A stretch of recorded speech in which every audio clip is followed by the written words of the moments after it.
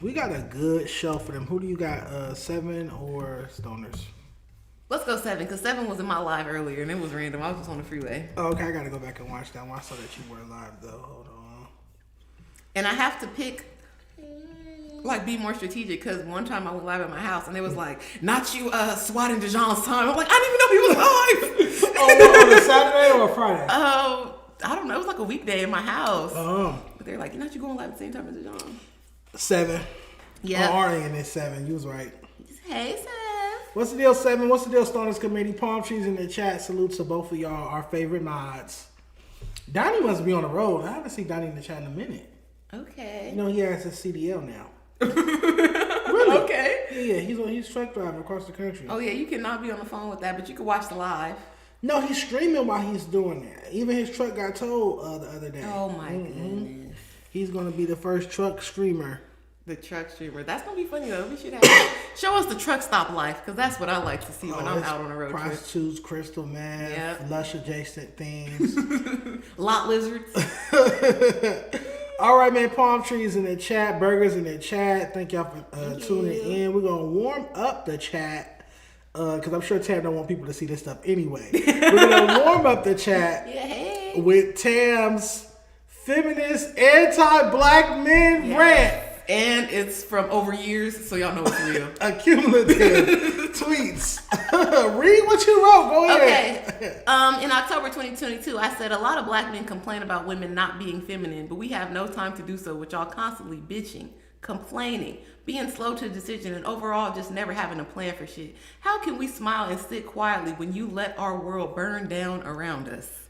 What did you mean by that? Niggas don't be having no plan. They just want to be in charge.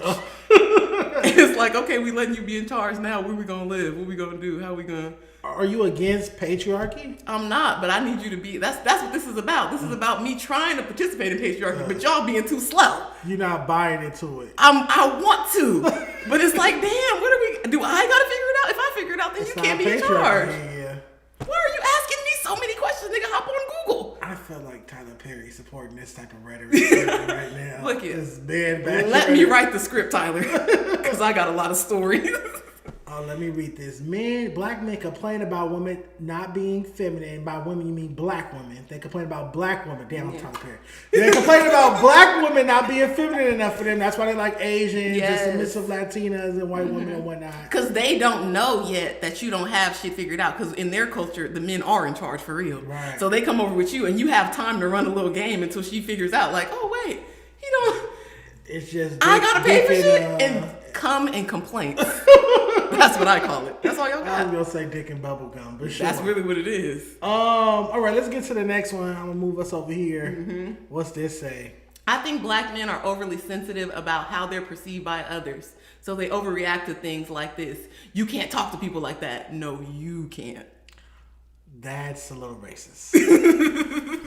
Explain that, because what I'm getting from it is you saying like black men can't do it, but other races can do that.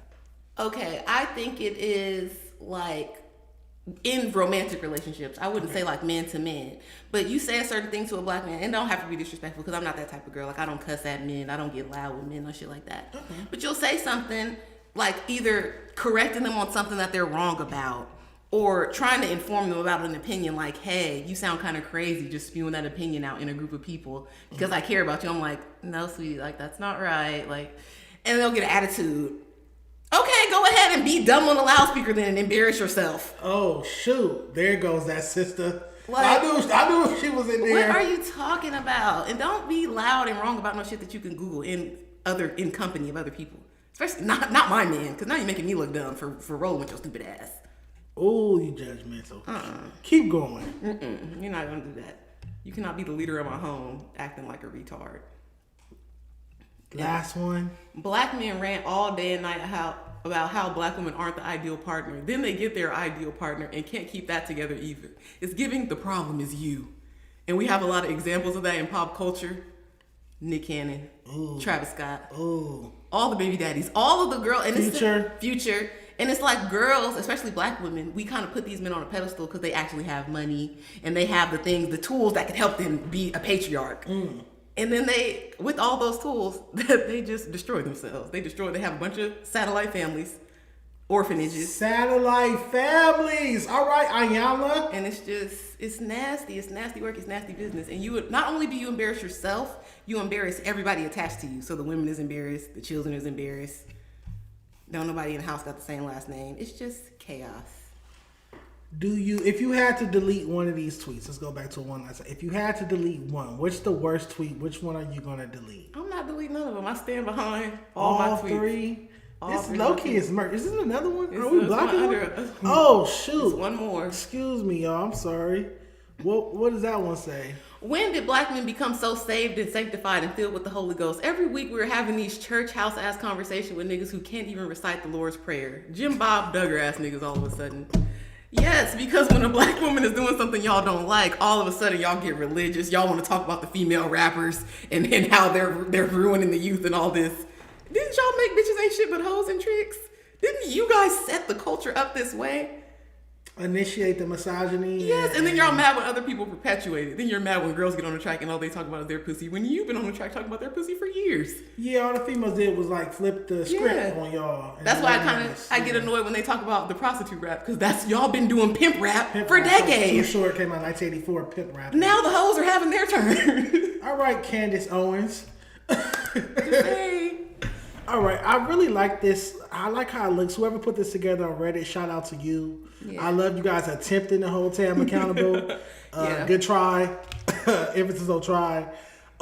This will make some dope merch. I think a bunch of anti-black men tweets on a nice t-shirt or a hoodie or something.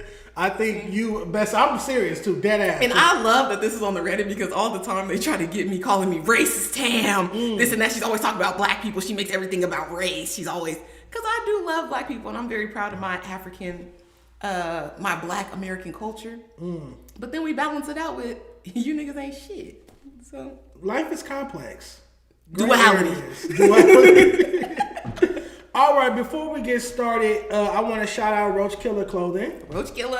When I saw that, I was like, what does this mean, Roach Killer? I guess because like you smoke it till it's a roach. Oh, okay. And I've been rocking their merch lately, and I like this. I always wanted a shirt like this. I don't know what it's called. With the thermal? Yeah, thermal shirt. There we go. A little hipster vibe? Yeah, I feel like Mark Lux. It's such a nice shirt. And you got something to shout out. You got a few things to shout out. I do. So I have this beautiful motion hoodie and I was going to wear it today. This sparking a conversation actually, because how do you feel about me wearing the same outfit from No Jumper here? Well, I'm just not getting used to you doing No Jumper and this podcast the same day. It's only my second week. Right, which will bring us to our next topic. But I don't care. I don't care what you wear here as long as you clothed. You know what I'm saying? I'm not like we gonna save money by Fetty Wap because they was killing me with the outfits, and I wanted somebody. Any of you trolls on the Reddit, you want to do me a solid? Can y'all make a graph of everything I've worn on these podcasts so far, so I can keep it going, so I can keep on mixing and matching my clothes? Might as well, yeah, because that's one of the hardest part about doing content, especially as often as we do it. Yeah. It's like you run out of clothes. God is so good, though, because I literally got so many brands over the past 2 weeks. Okay, there you go. Have gifted me so much stuff, and that I should be good for at least the next month. Okay, there you go. So, there's that. Give me some stuff. Motion, I love Junkie that Cartel. Shout out to Junkie Cartel. He got right on it. I asked for a motion thing on here. Yep. And he gave me this. I made myself the plug, so I will be wearing this. At Junkie Cartel Clothing on Instagram. You can also find them right by Marathon Burger on Melrose. And then you got some treat. We got exotic pop and some flavors. Gave Yes, flavors me a little are us. weed. You feel me? Yeah. Let me show them the plushie toy. Oh, you got a plush toy too. Yeah. And this is like a comic book pack. Dr. Trap Cake. Get into it. So this is my homie's brand, and he gave us a plushie toy for set. Very cute. Once we get everything set up. Yeah, that's gonna go on the shelf. It is. The shelf we're working on. Exciting. And Exotic Pop, I loved your set. It was very cute. I love that you guys had Dejon and Ralphie. Shout out to y'all, Exotic Pop. Thank you. Well, speaking of Ralphie, I get what you mean now. So I hung out. Ralphie is extremely anti-black. Ralphie is racist. Point blank period. Ralfy the Plug is racist. I spent an afternoon with Ralfy on Monday. Obviously, when the report card dropped, I interviewed him. But before he could get an interview, he showed up on time. But he was waiting. His barber was late. He needed a haircut. So we spent a few hours together. His barber finally got there, watched me get his haircut. Bo Jackman actually streamed a lot of it on his YouTube. But boy, did Ralfy have some very, very anti-black, racist, Uncle Ruckus ass takes. So I think I get why you're no longer on the Friday show. Does Ralfy's takes offend you at times, or do you just disagree with them? And it's not that I'm not on there because of Ralfy. It's the conglomerate of it all. Because Ralfy is the cool nigga on the show. Okay. So he says certain things. And in any other podcast setting, it will be fine. Because we don't need everybody to agree. Right? Gotcha. But then the whole room will go with Ralfy, except for Evil. Shout out to Evil. It sucks that Evil and I have to be the voice of reason in that room. Because Evil is a conspiracy theorist. And sometimes I have to just pull Evil back down to earth. When he was talking about the feathers and the bricks, and this is so much. It's very a beautiful mind. But then it's Ralfy and it's Jinx. That's too much power against just one me. So they need another guy in there so they can just thug it out as bros. But shout out to the Stinks. I will be at the Wrecky Ralfy tour. I'm going to go to the LA one and the Riverside one. Okay, bet. There we go. Now, what's Ralfy's wildest take to your recollection? He's had so many. We went back and forth about him wanting to be get $1 zillion. Become a zillionaire. Yes, or trying to get a T. He was like, I'm trying to get a T, a trillionaire, and I was trying to tell him that having that much money is unethical. Oh, I might be with him on that one. Because well, who are you to tell me I can't have $1 trillion? It's not that I'm telling you can't have $1 trillion. You can do everything in your power to get there. But if the taxes were set up appropriately how they are for us working people, you would never make that much. You would never get to amass that much because taxes would have taken it. So you might get to a couple billion maybe, but you won't get to a damn trillion because you're paying your fair share of taxes like working people. So if you make $10 trillion and they take $3.5 trillion, are you not still a trillionaire? Well, you wouldn't get to $1 trillion is the point. Like even now with billionaires, if they were taxed appropriately, we wouldn't have billionaires. We would have a bunch of high 100 millionaires. So why aren't these billionaires taxed appropriately? Because they have the money to lobby and buy politicians to change the tax law so they're not taxed appropriately. And get tax cuts and stuff like that. And they lie and cheat and shit and get kickbacks and all of this. And we, as working class people, any people below the certain number of millions, I forgot what it is specifically, but let's say $10 million. All of us below that, we end up paying more taxes than they do, which is ridiculous. Okay, do you mean more percent or more fiscal dollar amount? More fiscal dollar amount. Like when you add it up, we're paying more than them, especially in comparison to what we make. So it's like, and then that's why the wealth gap is just getting increased because we're working every day, but we're getting taxed. So we're getting cut down and their wealth is just compounding. They're working, but they're not getting taxed. They're not getting taxed. And you don't get taxed the same on unearned income as you do on wages. So if you have a job, you get taxed way higher than people that just invest in the stock market. All right, man. Send them super chats in so that I can become a trillionaire and Tam can become a zillionaire. Bo don't get none of these, but shout out to everybody in the chat. Send them super chats. Did you see all the? You said you wanted a house in San Diego. Did you see the tax sale? Yes, I did. Yes. Are you trying to go half on something? You want to be roommates? That would be a show. That would be a show. Like, who's bringing home the finer nigga tonight? I challenge you to a duel. Versus, here you go, nigga for nigga. That's funny. Oh my God, they're gonna clip that. Going nigga for nigga with Tam is crazy. Hilarious. It will be a vibe, especially in San Diego. They got a lot of talent out there. All right, bet. Before we get to talking about the Bo debacle, let's start with something positive. I went to Def Jam Records today. Yes, and it was so cute. Thank you. Let me pull it up. Here we go. Interact. All right, here we go. Boom. All right, so I got invited up to Def Jam Records. They have an office based in Santa Monica. Caught me by surprise. Wasn't something I was playing or anything like that. I just got a call like, could you pull up at XYZ time? to great. They signed some new LA artists. Thank God, which is something. Can you tell us who, or is it a secret still? This I want to wait till it's official. Okay, so cool. the ink is dried and they've announced it. But they've signed some LA artists to Def Jam, and they had me come up there to check them out and grade them on the spot. And explain how the report card works to their team. A lot of A&Rs up there were like curious about it. They were like, "Oh, we've been seeing you, and everybody keeps talking about you. We want to meet you. How does this work?" So I really went and sat down and explained how each category is and what it is and how I graded and everything. And it was dope. It was a real dope experience. I got to hear some really, really good music. The music they're working on with these artists is dope. And yeah, congratulations to those artists, and shout out to Def Jam for having me up there. Had a great time. Can't wait to go back. Cannot wait to go back. They actually sent me some of the songs from the artists as well this later today. How cool! I loved that you had Baby Africa on here because I really? Yes. You like Baby? Yeah, I can see you like her as a pop girly. Yes, she's nice. When I was trying to do some business with her, and she was super nice the whole time. She was the easiest rap girl to deal with. Okay, cool. So, shout out to Baby Africa. Yeah, she's doing her thing on the modeling tip as well. Always. That's how I found out about her, because I follow mostly fashion accounts, and she was in this editorial spread where she was like on the couch with a baby, and it was super avant-garde. It was cool.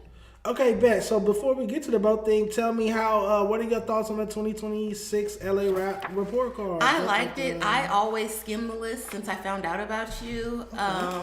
I think it was like during the mustard thing, because that's when it got big on Twitter, right? Okay, yep. And I went down the list and I looked for the high grades, because if you got an F or a D, it's like you probably didn't make it to my desk anyway. So skip. Ooh. And then we're gonna go. So I was like, okay, AZ Chike is one of the highest grades, and I think this is more so for the effort, because he did really go hard with all his efforts. Yeah. So I appreciated including that branded score.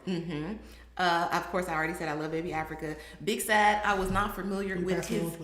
I was not familiar with his music until recently with Dejon, so I listened to a bunch of it. I like some of his songs. I feel like he is neglecting some songs for the ladies that could really take him over the top. Some lady records. Yes. Okay. It's too much for the niggas.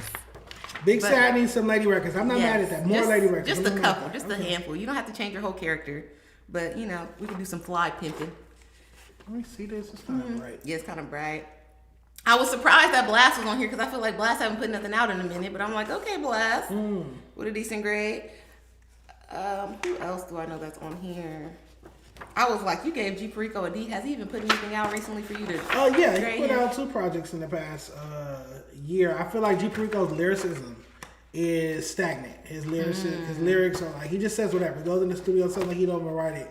He just says whatever lyrically. He uses the same flow on every song. It's the same record over and over and over and over and over again. You know what? I would like to combat that, because I like G Perico and I'm an East Sider, but I did stop adding songs after a certain point, because it's like I already got the vibe that I like. That's all it is. It's not gonna change. Yeah, I don't need the new ones. It's not gonna change. And then when I saw Ralphie's, I like Jason Cash as a artist. I don't really listen to a lot of his music, but I've seen him live before, and he's good. He has a good stage presence. And then I was like, oh, Ralphie got a C. But that's still a high grade compared to everybody else, but I knew he was going to have a problem. So you guys will see in the interview that we did, he wants his C+. He feels like I robbed him. He was like, I'm owed a C+. You just didn't want to give me a C+. And XYZ. He felt like, what can I sneak away from the interview? He felt like his lyricism score should be higher than a 7. He felt like his impact should be an 8 or a 9, because he's a Stink Team member, and Stink Team influenced everybody. Okay. And what else was he tripping on? Originality should be a 10, even though I told him I took a point away because his brother was rapping before him. So I just took 1 point. Okay. Because that's your brother. So he kind of opened the door for you. Yeah. I do appreciate that Shoreline Mafia, I believe, has the highest grade, because I do feel like they are the most popular right now as far as LA music. When I get in the car, before I plug up my phone, their music is always on the radio. Always on the radio. They can tour outside of LA. Their records are going platinum, double platinum. They're touring at festivals. And you know what, another thing about Shoreline Mafia that's interesting as far as a business person, when I look at it, it's like, oh, they can do a concert at the Honda Center even after they just did like 6 club events in the same area. People still gonna show up. That's true. Where it don't translate like that for other rappers. So it's like, not out here, no, it doesn't. What's going on? That Shoreline Mafia can do like a club event in Corona, in Riverside, go to the Honda Center. Next week, come back to LA, and all of them still sold out.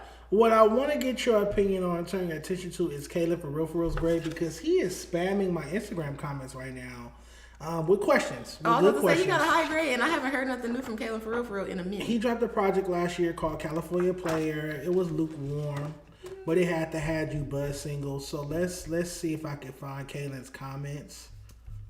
Here we go.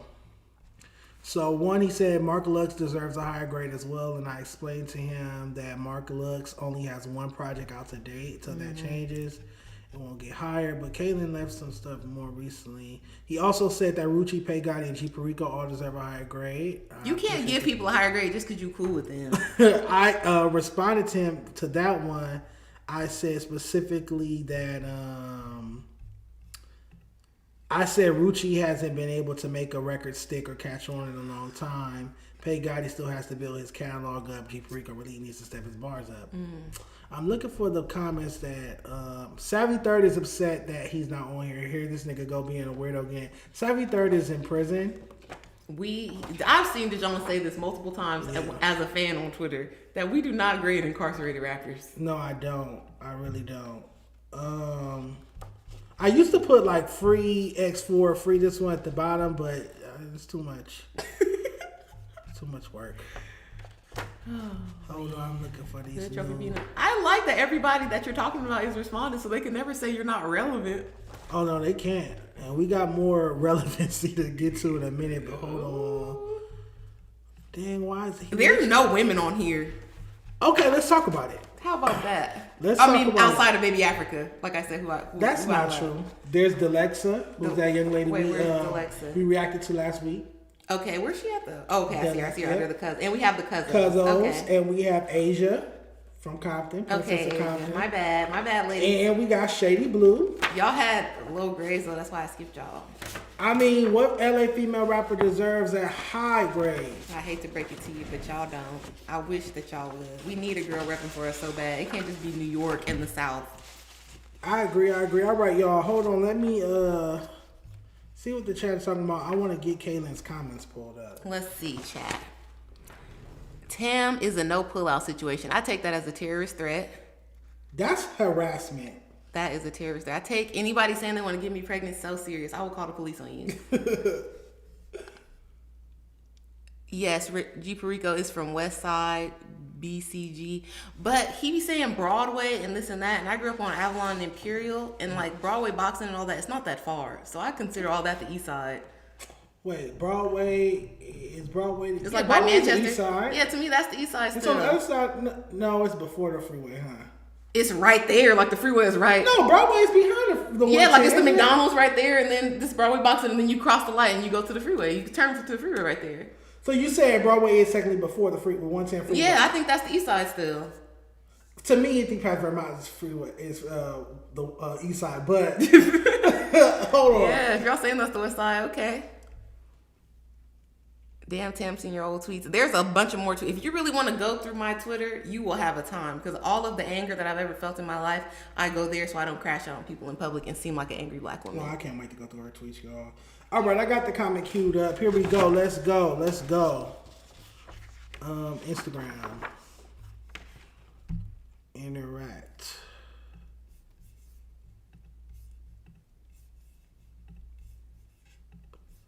All right, here we go. So, Kalan.FrFr, let's go through his score before we okay, Kalan. You got an 8 in impact, a 5 in lyricism, an 8 in cadence, an 8 in flow, an 8 in catalog, a 10 in consistency, a 9 in beats, a 9 in music videos, a 9 in branding, an 8 in originality, and a 9 in versatility. I feel like he gave you high scores. 82 B-. What's your take on Kalan's grade? Would you have given him the same B? No. I was generous and show love, right? I think so. That's all I wanted on record. Okay. I'm sorry, Kalan. I met Kalan before in real life, like backstage at a concert. He was very nice to us. Like, we were there trying to give Lakia a skateboard. Yeah. Seems like a very nice man. Yes, Kalan's cool. But this is Dejon being nice. Okay, I agree. I feel like I was very generous. Yes. But Kalan is actually very cool. He's one of my favorite people to work with. Yeah, always a good time when I see him. But all right, so Kalan said, are you judging based off how much catalog, how good, or replay value? So he is he's interested in his catalog score. So let's really talk about it. For me, how I grade or rate catalog is how strong do I think your catalog is on a scale of 1 to 10. I thought it was obvious, but I know people want me to explain sometimes. So I gave Kalan an 8, which again is very generous. Why does Kalan have an 8 in catalog? Because he has 2 For Real 1, 2 For Real 2. He has the 222 project. To me, those are 3 like classic LA projects. Okay. And then he has Right With It, Big Dog, Never Lose You, Scoring.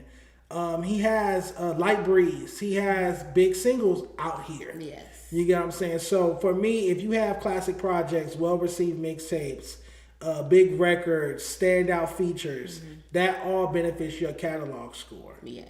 Versus somebody who only has like 1 project, like a Mark Lux. Or if you have 20 projects and you don't have no big records on none of them, then your catalog, I'm not going to say it's useless, but it's going to be low. It's going to be low, but your consistency score is going to be a 10. So if you release 10, 20 projects, you automatically know you're going to get a 10 in consistency. But unless records stuck off those projects or those projects got critical acclaim, you're not going to get a good scoring catalog. So I feel like Mark Lux getting the 3 in catalog is hella generous as well. But yeah, I feel like I show love to Kalan on his grade. Yes. And it's crazy because I'm getting so much backlash as I do every year for this. But like my core fans are DMing me like, Dejon, you was really nice on this. I agree with some of these grades. They're like, you were really nice. Like it should be a lot more Fs. Like it's not as many Fs as people thought it was gonna be. Before we get to the drama, let's talk about make a lot of cheese, make a lot of pesos, go get your dough. Go get your dough. Oh my gosh, Chef Boy. Because that's the song that's pinned on the tag to the actual post. And I knew that you were trolling when you put that shit. And then I seen the note in your story, make a lot of cheese. I'm like, Dejon, get lost. I'm a big ass kid. That's what people don't know about me. Like I'm a huge kid. But okay. Let's go through Chef Boy's grade. Why not? Because he got an F. Chef Boy, I'm so sorry that this happened to you. Are you on the second page? No, he's on the first one. This is alphabetical order. Okay. So Chef Boy. 61 F. Let's go through it. You got a 5 in impact. Generous. A 6 in lyricism. A 7 in cadence. A 7 in flow. A 5 in catalog. A 8 in consistency. 5 in beats, 6 in music videos, 6 in branding, 7 in originality, and 6 in versatility. If Jamie Foxx was grading this, it would be 10. But we're not grading this off of Gang Gang. Why does Jamie Foxx love Chef Boy and Gang Gang so much? That's his favorite song. Because he's ghetto. And that is the perfect song for ghetto people, especially in Jamie Foxx's age group. Yes. When I went to see Brandy and Monica out here, and you know that's the Auntie Festival, I took my mom and her best friend. When they played that song, I was out getting the concessions, and all the old ladies was like crip walking. They was busting it down. I'm from the deuce, the foe, y'all mamas, and some of y'all grandmamas. It's an anthem. Yes. But again, that's why his impact is a 5. He does have a concert at the Regent Theater on March 7th, which is like a 1,000-seater venue. Okay. So congratulations to him on that. Hopefully he sells it out, but. I feel like Chef Boy's music lacks substance. I hint at this damn near every week. But his music lacks substance. He dropped a project last year called I Am Summer. Thumbs down. He fumbled the Gang Gang record by putting E40 on a remix. We talked about that. Because if you have such a big record, why wouldn't you go get a lit rapper from the South or some different region, somebody. To make it national. To make it a national record. Because there are gangs everywhere, even if it don't apply to just a gang. And I told him this, even the music video for Gang Gang was him rolling through Compton with a red lowrider and a bunch of red rags. It was a very blood out video. And I'm like, no. Gang Gang could apply to your sports team. Yeah. I'd have had us on the football field and say Deuce is a player with 2, Foe player with 4. Creativity, like Gang Gang is your co-workers, your team. Whoever's in your squad. Your squad, you feel me? And so I feel like he could have went more commercial with that record. The record had commercial potential, but he didn't look at it like that. And I've said this so many times. I know y'all hate me for it. Y'all be too banged out in the mind. Your mind is too in the hood that you think the epitome of everything is like, oh, just me being rich and flexing in the hood. This could have been a damn ESPN song. Yeah. Oh, yep. Could have took it straight to sports. I agree. And haven't followed it up. That record came out really low-key late 2024. Yeah, but he tried. He did try with other songs, but they just not sticking like that. Terrible. Pesos E40, trash. Like this or like that? Is it like this or like that? Like this, like that, like this, like that. Or, nasty. She like it nasty. Like, I feel for people that have this though, because it's like you're trying to capitalize on that same virality that you had the first time, so you're chasing it. But chasing it often makes y'all look crazy. Just like how Cardi tried to chase WAP with bongos and nobody cared about it. You cannot try to chase lightning in a bottle. Lightning in a bottle is lightning in a bottle, but what about getting back with the exact same producer that gave you your first hit and coming up with something new just with that same person? Okay, I agree with that. I do like when people create a partnership like Brandy Darkchild type things. It does seem to equate to more success, but so many artists don't want to do that. It's like, I need the new sound. I want to get on the Cash Cobain beat. He's popping right now. I want to get on this beat. And it's like, yeah, if I was Chef Boy, whoever produced Gang Gang, that's who I would lock in. I would have had him do my whole tape. But not even that, because let's say you did stay with the same person that made Gang Gang. Are we going to have a tape full of Gang Gang type beats? And because you're going to talk about the same things, obviously, and that's not shade. That's from the other songs that you put out. Yeah. So maybe it couldn't just be the same. Well, then he has an issue with versatility overall. That's what it is. In regards to both beat selection and subject matter. Because I'm tired of hearing him like everything's a party record, a call to dance or do something. That's his bag, though. I'm not mad at that when you have a lane. That can't be your only thing, though. Like, even if you make party records, you still should be able to make other type of different types of party songs. I feel that way. All right, keeping it on the report card right quick. Keeping it on the report card, let's talk about J.Redie's new diss record. Dun dun dun. Is it called Fuck a Report Card? Fuck a Report Card. I believe it's with 2 C's, y'all. And I don't understand the disses because J.Redie, we like you up here. You was on the cover. We talk about you all the time. You was on the show recently. Is this diss just for internet virality, or do you really mean this in your heart? Well, he got an F. Let's go through his grade, y'all. Or that's a response to his F. Yes, hold on. Let's go through his grade. J.Redie. Ooh, child. Okay, J.Redie got a 4 in impact, a 4 in lyricism, a 4 in cadence, a 7 in flow, a 2 in catalog, a 7 in consistency, a 6 in beats, 6 in music videos, 4 in branding, 5 in originality, and 4 in versatility. Off rip, is there anything you would raise or lower off what you know about J.Redie? I don't know about...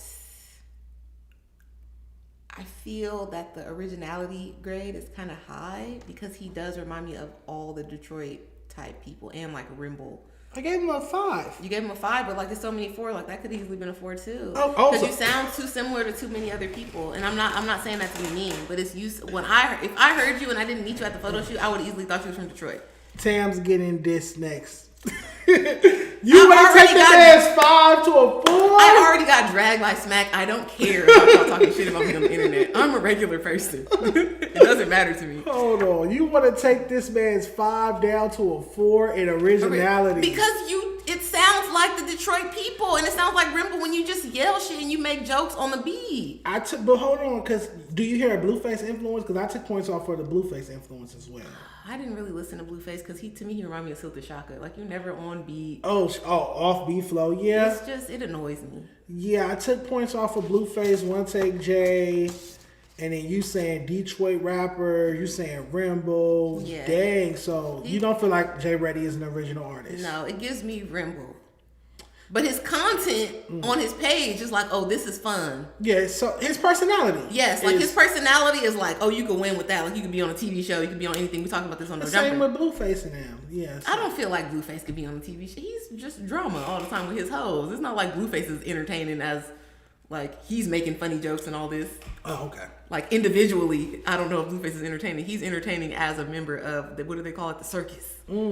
But I don't know if J.Redie individually seems funny. He seems fun. He could do a bunch of different. Chat, what do y'all think? Do y'all think J.Redie is an original?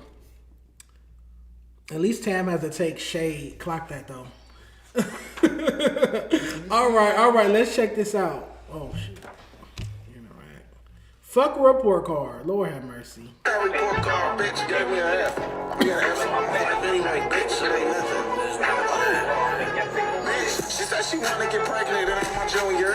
Bitch, she must be talking junior bacon.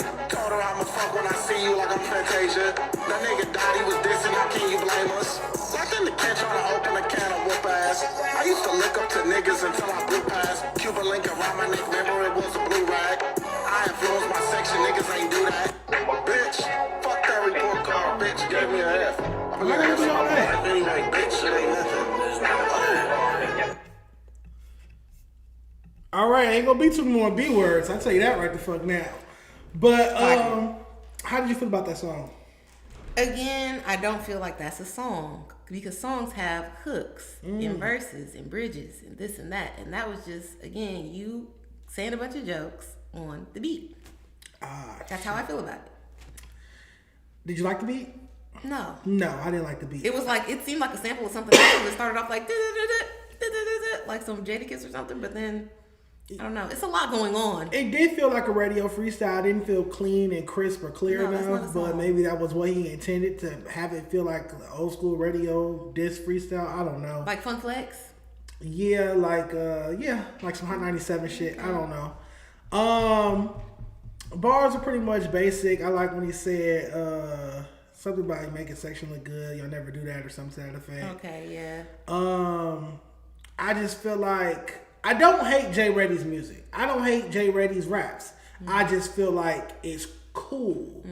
I don't put extras on it like certain people. Yeah. It to me is just cool. I don't think he's trash. I don't think he's terrible. I think he's just cool. And hopefully in a year or two, he's a much better MC. He has much better delivery. Because you heard the entire verse, or lack thereof, it was the same. Yeah, monotone. You know what I'm saying? Like, I just feel like his rapping is kind of dry sometimes. And I don't feel like that delivery works outside of what it's doing. I think J.Redie, if you want to keep everything the same and you don't want to change anything and you just pick one thing, it would be try to do storytelling in your song instead of a bunch of like punchline type Lil Wayne, like just like caption type of thing. Because that's how I feel about some of the songs of yours that I've heard so far. If you, in the same cadence, in the same style, even if you want to be monotone, told a story, even if you can still put your jokes in there, it would be more entertaining and it would be more like a song. Okay. So more songs, less rap. Yeah, like just tell us a story about anything. A day in the hood, you fighting with a girl, whatever it is, but make it consistent. And cinematic. And cinematic because you're funny, your delivery is cool, and you could keep a person engaged like Slick Rick with Children's Story. Oh, that's a good analogy. If you just tell us about some shit. Stop giving us a random group of thoughts. They putting trash emojis in the comments on that. How was that song? How did that diss track sound? I feel like I've been dissed by better. Like, my favorite diss record so far has been Jason Cash, the D Plus record. Okay. And Absol, the No Report Card record. Those Damn, you got dissed by Absol? Yes, I gave Absol an F on the first report card. He dropped No Report Card. I feel like Absol was like a hippie. He in the woods, like doing sage and talk to a shaman or whatever. He hadn't dropped in like 6 years. Of course you're going to have an F. I don't care how good I gave him a 10 in lyricism, but a 1 in consistency in F. True. But okay, do we have any more concerns with the report card? We talked about Kalen's retort. Savii third is upset because he's not on it and he's in jail. We went over J.Redie's grade. Yep. You said there should be more females on there. But I didn't know you did have a couple. I just didn't notice them because they had bad grades. I'm sorry, ladies. Yeah, there's like 6. I guess there could be more, but then I would have to take some of the dudes off. Only so much space, only front and back. That's true. I did one year where I had 2 pages. And they were like, this is too many artists. We don't care about that. I feel that. Sorry, ladies. But if you ladies really, the cream rises to the top. Rises to the top. So you will be able to beat some of these men out. My money out of the girls is definitely on Baby Africa because I love her. And I feel like with her fashion stuff, she could come at things a different way and be very cool, like a Doja Cat for Inglewood in her own respect. Absolutely, she's alternative. She's poppy. Yeah, she gets it. Cool. She could perform at festivals. Yes, she has it. And she already has a wide range of fans. Is this Asia, the girl from Compton? Princess of Compton. I think she's a hit away. If she did a collab with Kamaya, they'd be out of here. It would be a radio song because her voice, her presentation, all is very like classic, cool.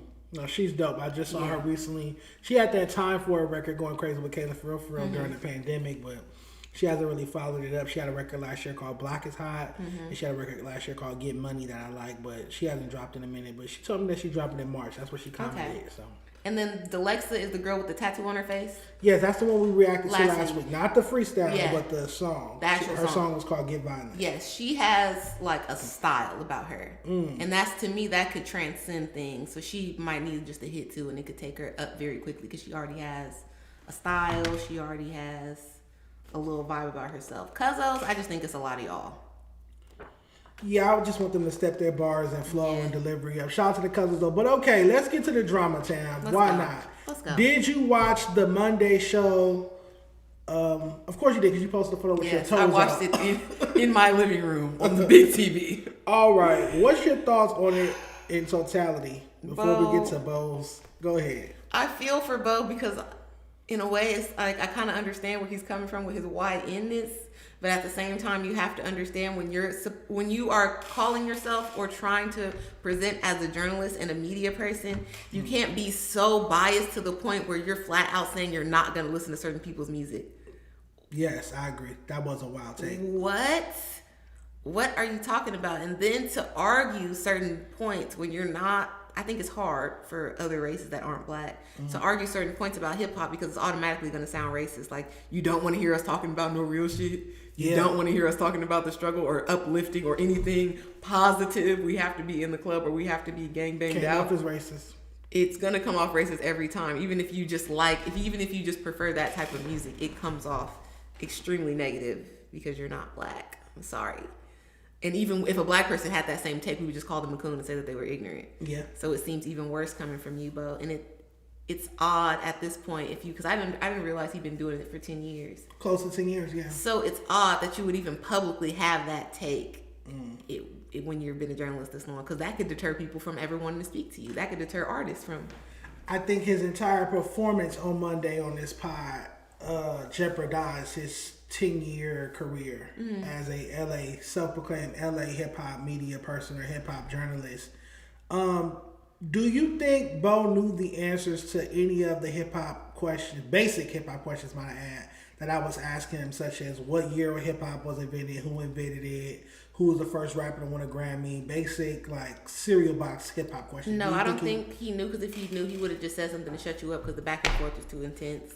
Yeah. Even if he was just trying to be obtuse, he could have thrown something out to just answer one of your questions and then kept going on his rant. But the fact that he couldn't answer anything is like, you just don't know. And when you got to the point where you were saying, I would respect you more if you just admitted that you don't know instead of keep talking around it. Yeah. That would have been like, I guess, the professional thing to do. But I think sometimes Bo gets too caught up in like troll mode that he can't stop it. And that does make him seem less serious.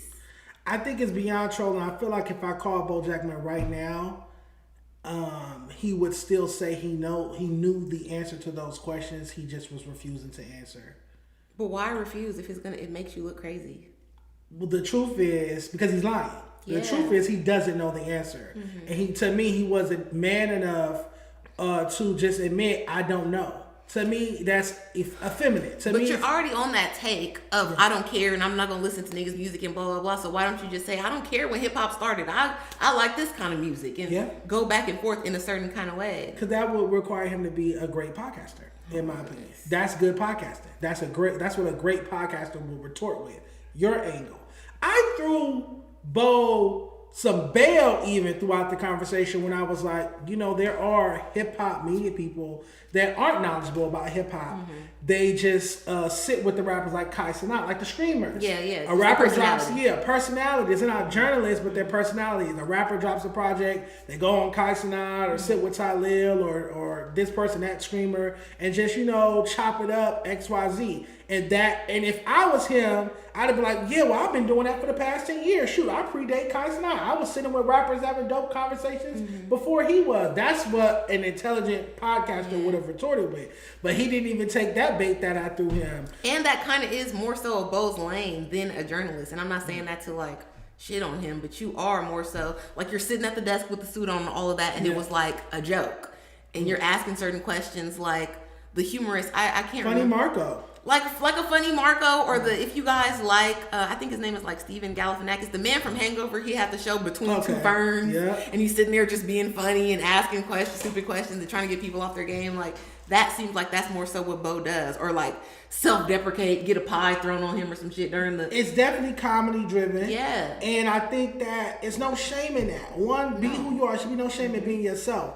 You're not knowledgeable on hip hop. Don't try to act like some hip hop connoisseur or aficionado of hip hop when that's not what it is. Yeah. And to sit here and try to go back and forth with me on I felt passionate about it. It was a serious hip hop take because I didn't like, as we started this conversation, I didn't like the optic of a non-black person saying we don't want to hear. It's different if he had said, I don't like Ray Vaughn's music. Yeah. But I have 2 points to that. One, you've never heard a Ray Vaughn song. And you like, couldn't name it.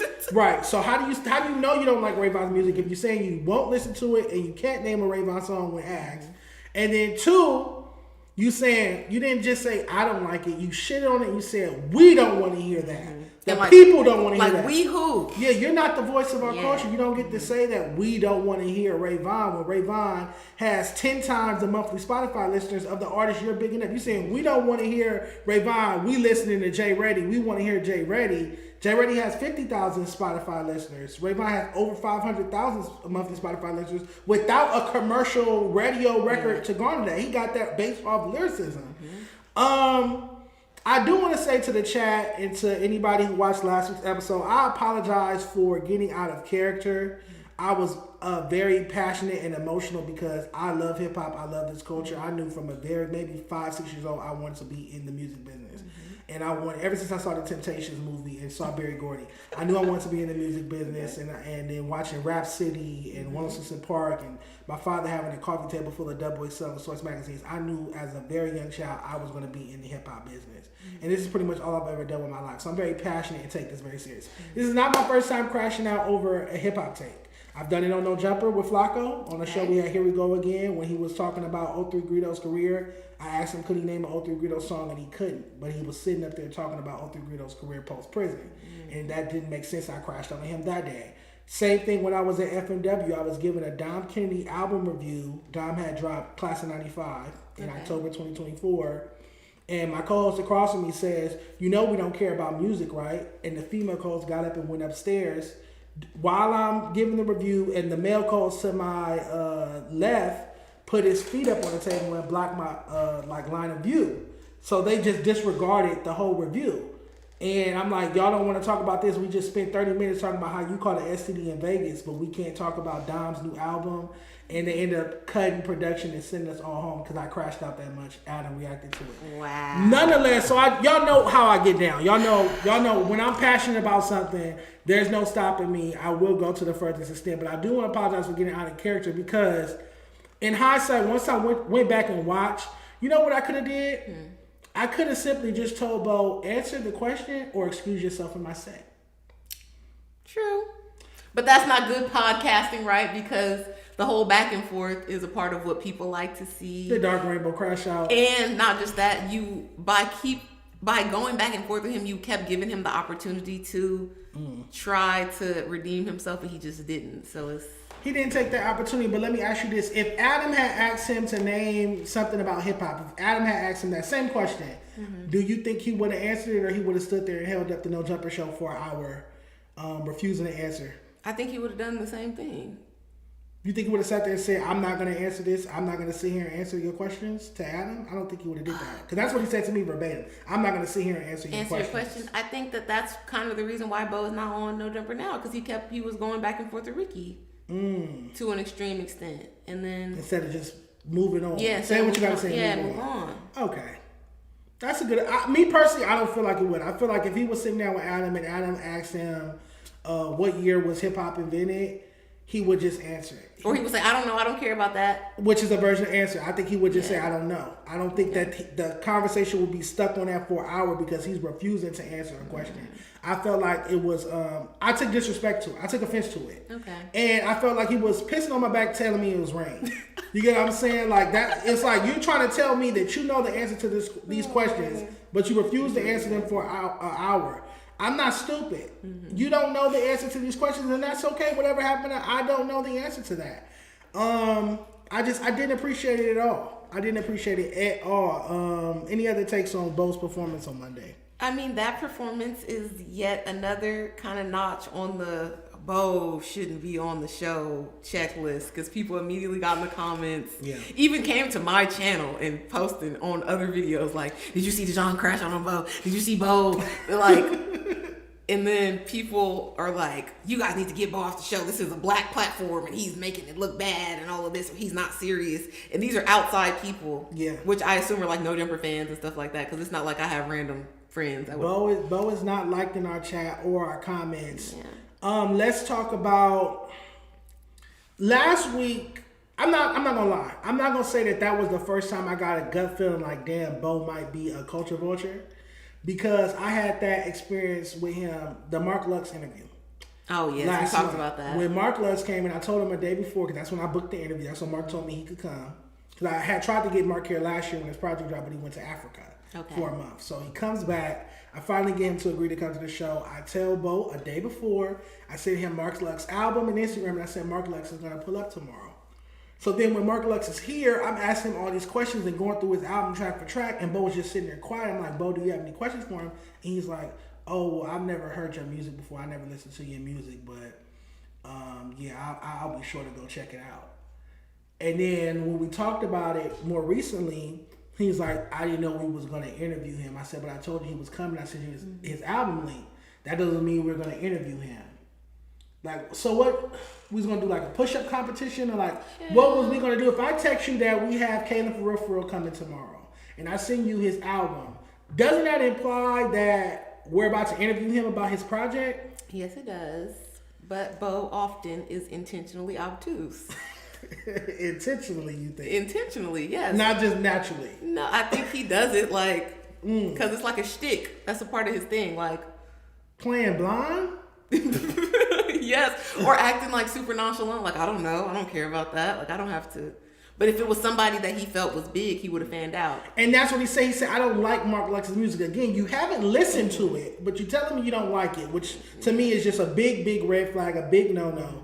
And then because you don't like somebody's music, that means you can't interview them. And we had a conversation about that. He said historically he wouldn't interview an artist if he didn't like their music. But then when you asked him to name the Blue Bucks songs, because he did interview them, he also couldn't name that. So that does, Bo, and I talked to you, so this is not shade. You know, we're cool.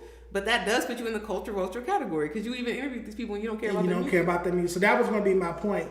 I feel like what is making me feel like Bo Jackman is a culture vulture is you're making money, or you're attempting to make money or profit from a culture that you do not care about. Mm-hmm. You can't tell me you care about hip hop if you've been working in it for 10 years and you haven't even Googled when it was invented or who invented it, or, basic things. That means, that shows your disregard for it. That means you don't care about it. It's no way. You can't know a person for 10 years and then tell me you don't know their birthday. Mm-hmm. You don't know what food they like to eat. You don't know what state they live in. You don't know nothing about them, but you know this person for 10 years. And he kept trying to throw that in my face. That's another point I have. He kept trying to say like, oh, you're insecure because I've been doing media. I've been covering LA rappers longer than you. I've been covering LA rappers for 10 years. And it was two parts of that. One, that was the day my report card dropped. I spent over 2 months working on this report card. Okay. And it was supposed to be a day to celebrate my contribution, my yearly contribution to LA Raps. You don't need to downplay me on my platform in the building I pay the rent at. I didn't like that. And I told him that once the camera cut off, like, you don't have to put me down because I'm asking you what year hip hop came out. One. And then two, you're proving my point. Dummy, you're proving my point. You've been doing this for 10 years. You've been sitting with Draco, Suspect, Blueface, Shoreline, all these rappers, and you never took the time to find out what year hip hop was invented, or the founders of hip hop, or nothing like that. Or even specific stuff about them. Forget all the other questions. You could not answer the Blue Bucks question. Yeah, he couldn't answer. He couldn't name 3 True Car songs. Bo Jackman invited True Car. That's true. I was going to have a rap report card breakdown on Monday. It was going to be me and Bo sitting here going through damn near all the grades. He tells me, oh, I invited True Car, by the way. I can't tell him not to have True Car pull up because True Car's on the report card. Mm-hmm. I don't want him to be like, oh, I tried to sit with Dejon about my grade and he wouldn't sit with me. So I had to sit with True Car, which I'm happy I did because True Car was hella cool. Yeah, he was a good guest. And I haven't interviewed him in over 5 years. Nonetheless, so you invited guests and you can't even name 3 songs by him. And True Car laughed it off, but I would be pissed. If a media person, a journalist invites me to an interview and I'm sitting next to him and he can't name 3 songs by me, that reminds me of when T-Rail couldn't name 5 Reason songs. The president of Top Dog called in. T-Rail was interviewing Reason when he was still signed to TDE. Oh, when they were going off? Yeah. That one? That back was on terrible. And the president called in and was like, can you name 5 Reason songs? And he's like, no. Why are you inviting an artist to sit next to you on your platform if you can't? Even if you couldn't name 5, you could have started naming 3, 2. Just start naming stuff. Yeah. That was so embarrassing for a reason. I don't like the way they treated him. I'm kind of glad that he did what he did and got off. Because imagine your label president calling saying the person can't and clowning you for it. But it was like he dragged him over the phone, was making fun of him, and that's never cool. Like, I agree. Especially because it was also that he was supposed to have been his manager as well. So you're supposed to be my advocate, and you're calling here to shit on me. Isn't that some LA nigga shit? It is. That is the most LA nigga. Compton specifically. Yeah, for sure. Compton wash shit I've ever heard in my life. Yes. All right, so damn. Before I get to this, Rayvon crashed out on Bo Jackman. But before I get to that in the clip, do you think? No, let's just get to that. Then we'll start working on a solution because I need your counsel on this. Let's watch the clip and then I'm going to read what Rayvon is saying. He's in the YouTube comments, Instagram comments. Rayvon is on Bo Jackman's bumper. Where are we at? Is this one? All right, let's watch the clip so you guys can see. In case you didn't watch the Monday show, this is what happened regarding Rayvon and Bo Jackman. Nobody want that. Nobody wants to listen to that shit. I'm not. Shout out Rayvon, but I'm not playing Rayvon when a bitch gets in my car. I'm not playing Rayvon. You know what I'm saying? You're playing J.Redie? Get off the homie though. No, get off the homie. Yeah, 100%. But I'm not doing that. But I will slap J.Redie when a bitch gets in. I will slap J.Redie on the way to, you know what I'm saying, to pick up the homie. Like, I'm not. You know what I'm saying? I'm not doing that with Rayvon. Shout out Rayvon. You know what I'm saying? Salute to everything you got going on, but I'm just not doing that. So that is one of the thoughts I had when he was going off. I'm like, what you gonna do after the show? Who's putting down the extremely lyrical, conscious, with a good? We know it's not you. Look who's doing it. Look who's saying, be dumb, dumb down your stuff. That's what you're saying. Did I say be dumb? Did I say the brightest with bars in a swaggy way? Like, and I tell you what, nobody wants to hear no boring ass shit. This ain't. But why is that boring? This ain't. Why is that? Can You doing a black voice right here? Like, Why is that boring to you? shit. A black shit? No, nobody want to hear that shit. No, nobody want to hear that shit. Bars like what J.Redie delivers, and we want the bars delivered. Who music gonna go further? Who music gonna go further? Rayvon or J.Redie? J.Redie, 1,000%. Okay. Shout out Rayvon. I never met you. Shout out you, bro. I promise you, J.Redie shit's going way further. I promise you. You don't know hip hop, bro. I hate. Why would you want that? Nobody wants to listen to that shit. I'm not. Shout out Ray. Can I just say that I hate the take that any kind of music that's not shake your ass is unk music. Some of us have real lives and a job, and we might want to hear about the struggle, a nigga living paycheck to paycheck or something on the track because we can relate to that. Right. It's not always the party. It's not always turn. Rayvon doesn't make unk music. Rayvon makes very contemporary music. If anything, J.Redie's style is more older than Rayvon. Rayvon is more adjacent to the big three: Drake, Kendrick, J. Cole. What's current? Like, I feel like J.Redie's sound can be traced back to the jerking era. To me, it's like street jerking music. To be honest, gangster jerking music. To be honest, Bo, before I read Rayvon's comments, Bo is entitled to his opinion. Yes. You do not have to like Rayvon's music. Everybody does not. I'm the last person who's going to get on you for not liking something or thinking something is trash or thinking something is weak. It's the fact that you can't name any songs by him. It's the fact that you're on camera saying that you refuse to listen to a song by him, that you have no intention on listening to a song by him. And it's the fact that you're not black, putting down conscious rap and saying we don't want to hear that, and uplifting party raps And speaking for a culture, saying the culture wants to hear party. The culture doesn't want to hear somebody, because Ray Vaughn was rapping about his mother's alcoholism, family trauma, some shit that we can relate to. Trauma, being a father. But he also has a couple party slappers on his project. He has some up-tempo records on his project. The Good, the Bad, the Dollar Menu. Bo Jackman is a legend now that Ray Vaughn has ghostwriters. He's saying that Ray Vaughn has 14 ghostwriters because he went to his album credits and saw a bunch of producers' names. That he's I was about to say production credits. Right, that he's complaining. Let's read what Ray Vaughn had to say. Serious. I don't think anybody, but whatever. I'm gonna say anybody but Bo Jackman would accuse Ray Vaughn, such an elite lyricist, that finds himself. At TDE, y'all think they're gonna let him have 14 writers? You think they're gonna split that money up like that? Oh my God! All right, so Ray Vaughn replied. He said, Jean Paul, I appreciate you. You got a lot of knowledge on hip hop after watching one stream. I understand your perspectives more on LA rap and why you go so hard on the grades. Bo, a fan of strictly LA sounding music and shit on the others. He's not a real journalist though, so I'm gonna chill out. Keep going up, getting chilly and making my name. I'ma leave Buddy to smoking vapes and podcasting this. You remember it for me. And saying smoking vapes is shady. Ray Vaughn is shady for the smoking vapes. That made me laugh. And then he also said, respect to I like this.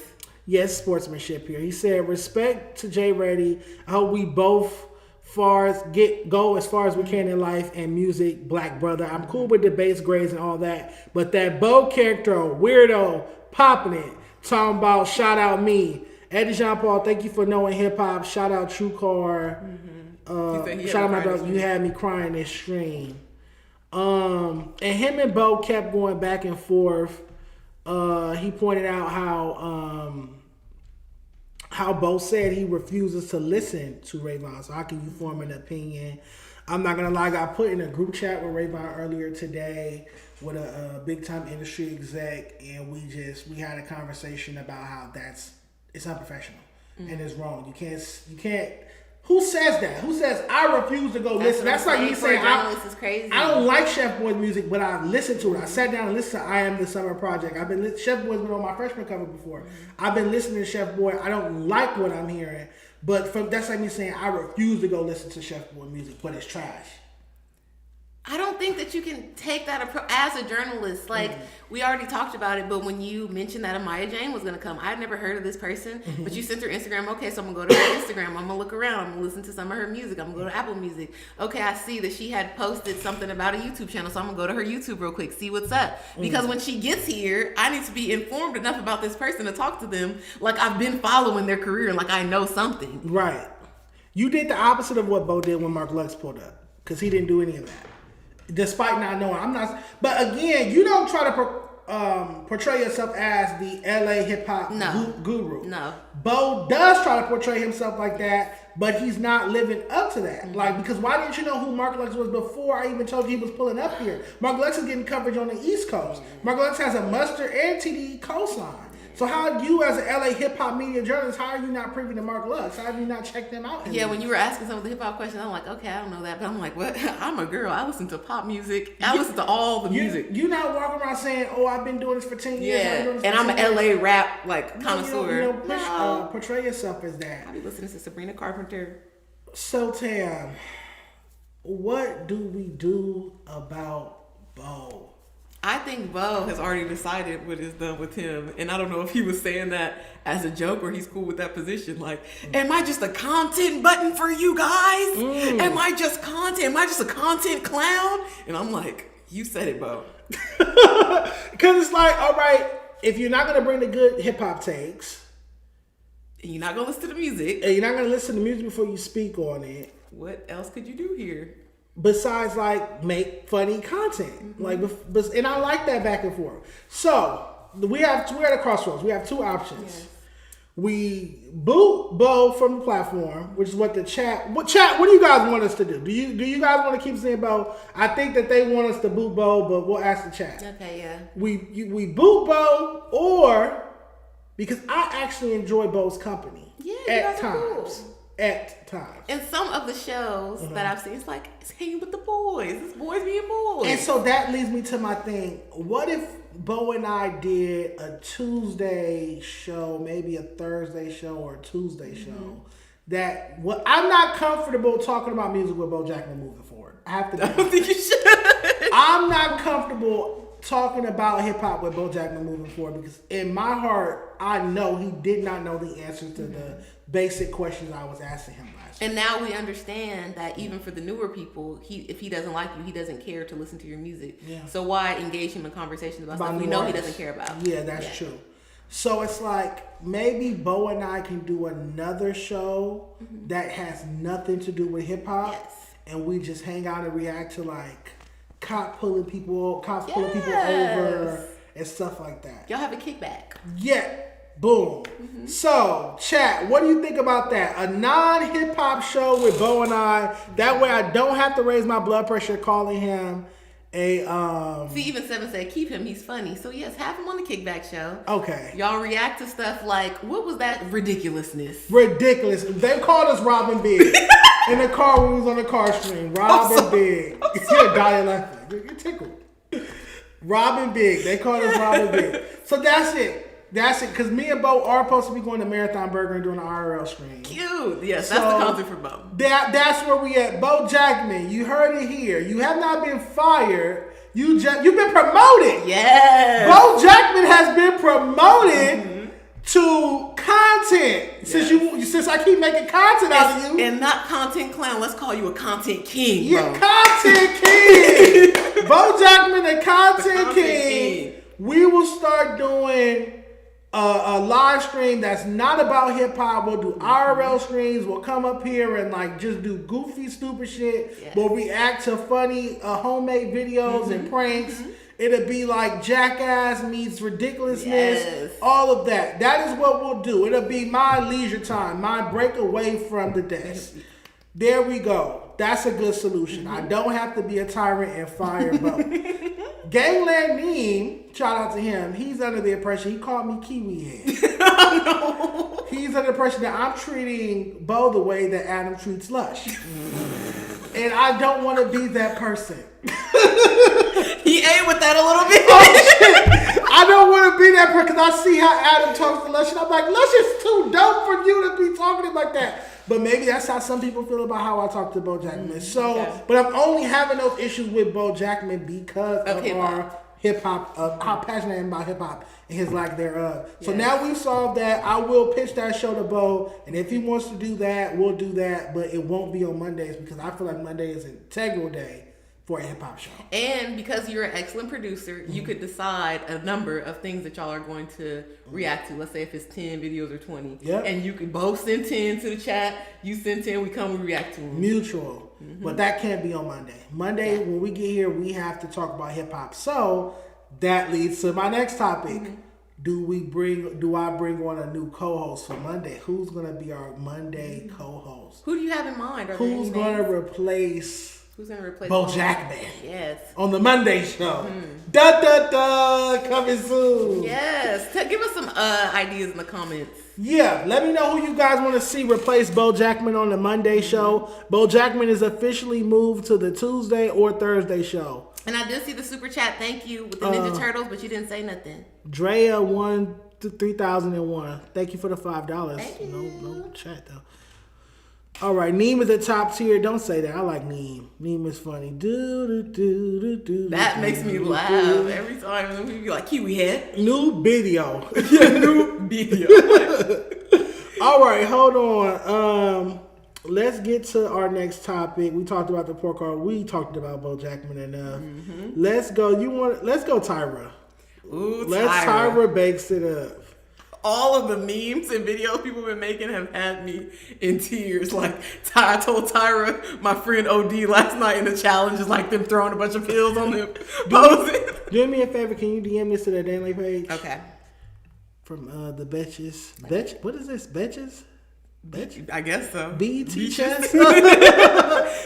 All right. So I did not watch the Netflix documentary on America's Next Top Model. I'm sorry. You know what? Technically, This is a Tea with Tam type topic. So let's pull it up on the screen. Shout out to Tea with Tam. Worthy. Is this one it? I'm trying to. Oh, here we go. Because Tyra Banks. And look at it. She added a palm tree.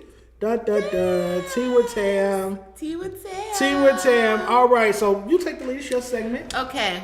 So Tyra Banks, if any of y'all are unfamiliar, Tyra Banks rose to fame as a supermodel in the 90s. She is in the realm of a Naomi Campbell, a Cindy Crawford. She was like the it black girl. So much so that her and Naomi Campbell had beef.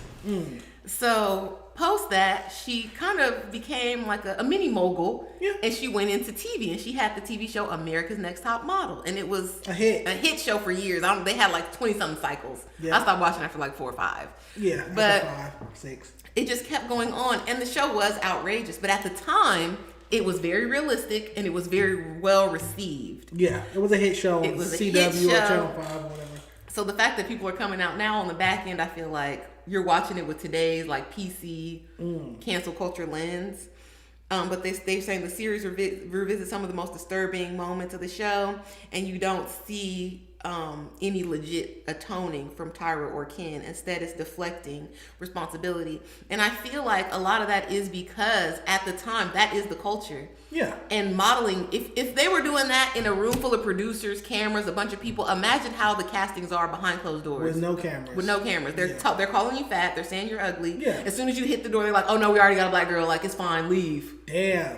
So the stuff that you're seeing on America's Next Top Model, even though the people that went through it at the time may have bad things to say now for a check to be in a documentary, because I saw one of the girls going in and she was like, yeah, I bet you won't say it in person. I bet you won't sit down with me. And I'm like, okay, money grab. Theatrics. Y'all are mad. And then Eva, one of the winners, Eva Pickford, who's from LA, who went to Washington High, she gets on Good Morning America or something. She's like, I don't know. That's not my experience. I was able to blow up essentially from it and change my life. Yeah. She won, the first season. So, what are you guys talking about? I remember Takara. Was Takara in the documentary? Because they used to get on her about being fat. Yes, they did. I didn't watch the documentary because, again, I don't care about y'all complaining after the fact. Oh, shit. You insensitive as fuck. I don't care about that. You went on the show. First of all, y'all cattle call lined up outside like American Idol to beg for an opportunity to get judged about your body and your looks, because that's what modeling is. That's what the job is. I hate that people are making it seem like, oh, we're being mean. You said something about her face. Her job is her face. The face. That's true. Shut up. Y'all are babies. All right, some key standout things from the documentary are surrounding it. One, obviously the judges, Miss J, Nigel, and the other one, the makeup artist. Yes. Nigel Barker is the photographer, and the makeup artist who worked Tyra saved from working at Mac. Kelly Catrone came out and dragged him. So the judges went on Sherry's show, and they're doing a press tour, basically like lightweight bashing Tyra Banks, saying that she fired them. Miss J, who's an icon, and he was like Tyra's walking coach and walking coach on the show. Apparently he had a stroke. Yes. In 2020. Okay, what is your take on that? Because if we were co-workers, I think people get that confused, and that's why people say that you're harsh with your co-host and all of that. Yeah. Because we're co-workers, we have a business relationship. If we're on this show, and then whatever happens, the show gets canceled, we're not on after 22 cycles. Yeah. 10 years go by, 15 years goes by, and I have a stroke, and you don't come to the hospital, am I gonna bitch and complain about that? Or did I only know Dejon from the podcast, and the podcast has been over, and we didn't keep up a friendly relationship, so he didn't come to the hospital? My response to that would be, the exception is, bitch, I taught you how to walk. It's that's more than a coworker, in my opinion. That's an accord. It's like, I taught you how to walk. But that's still a paid service. I paid you for that. You didn't do it for free.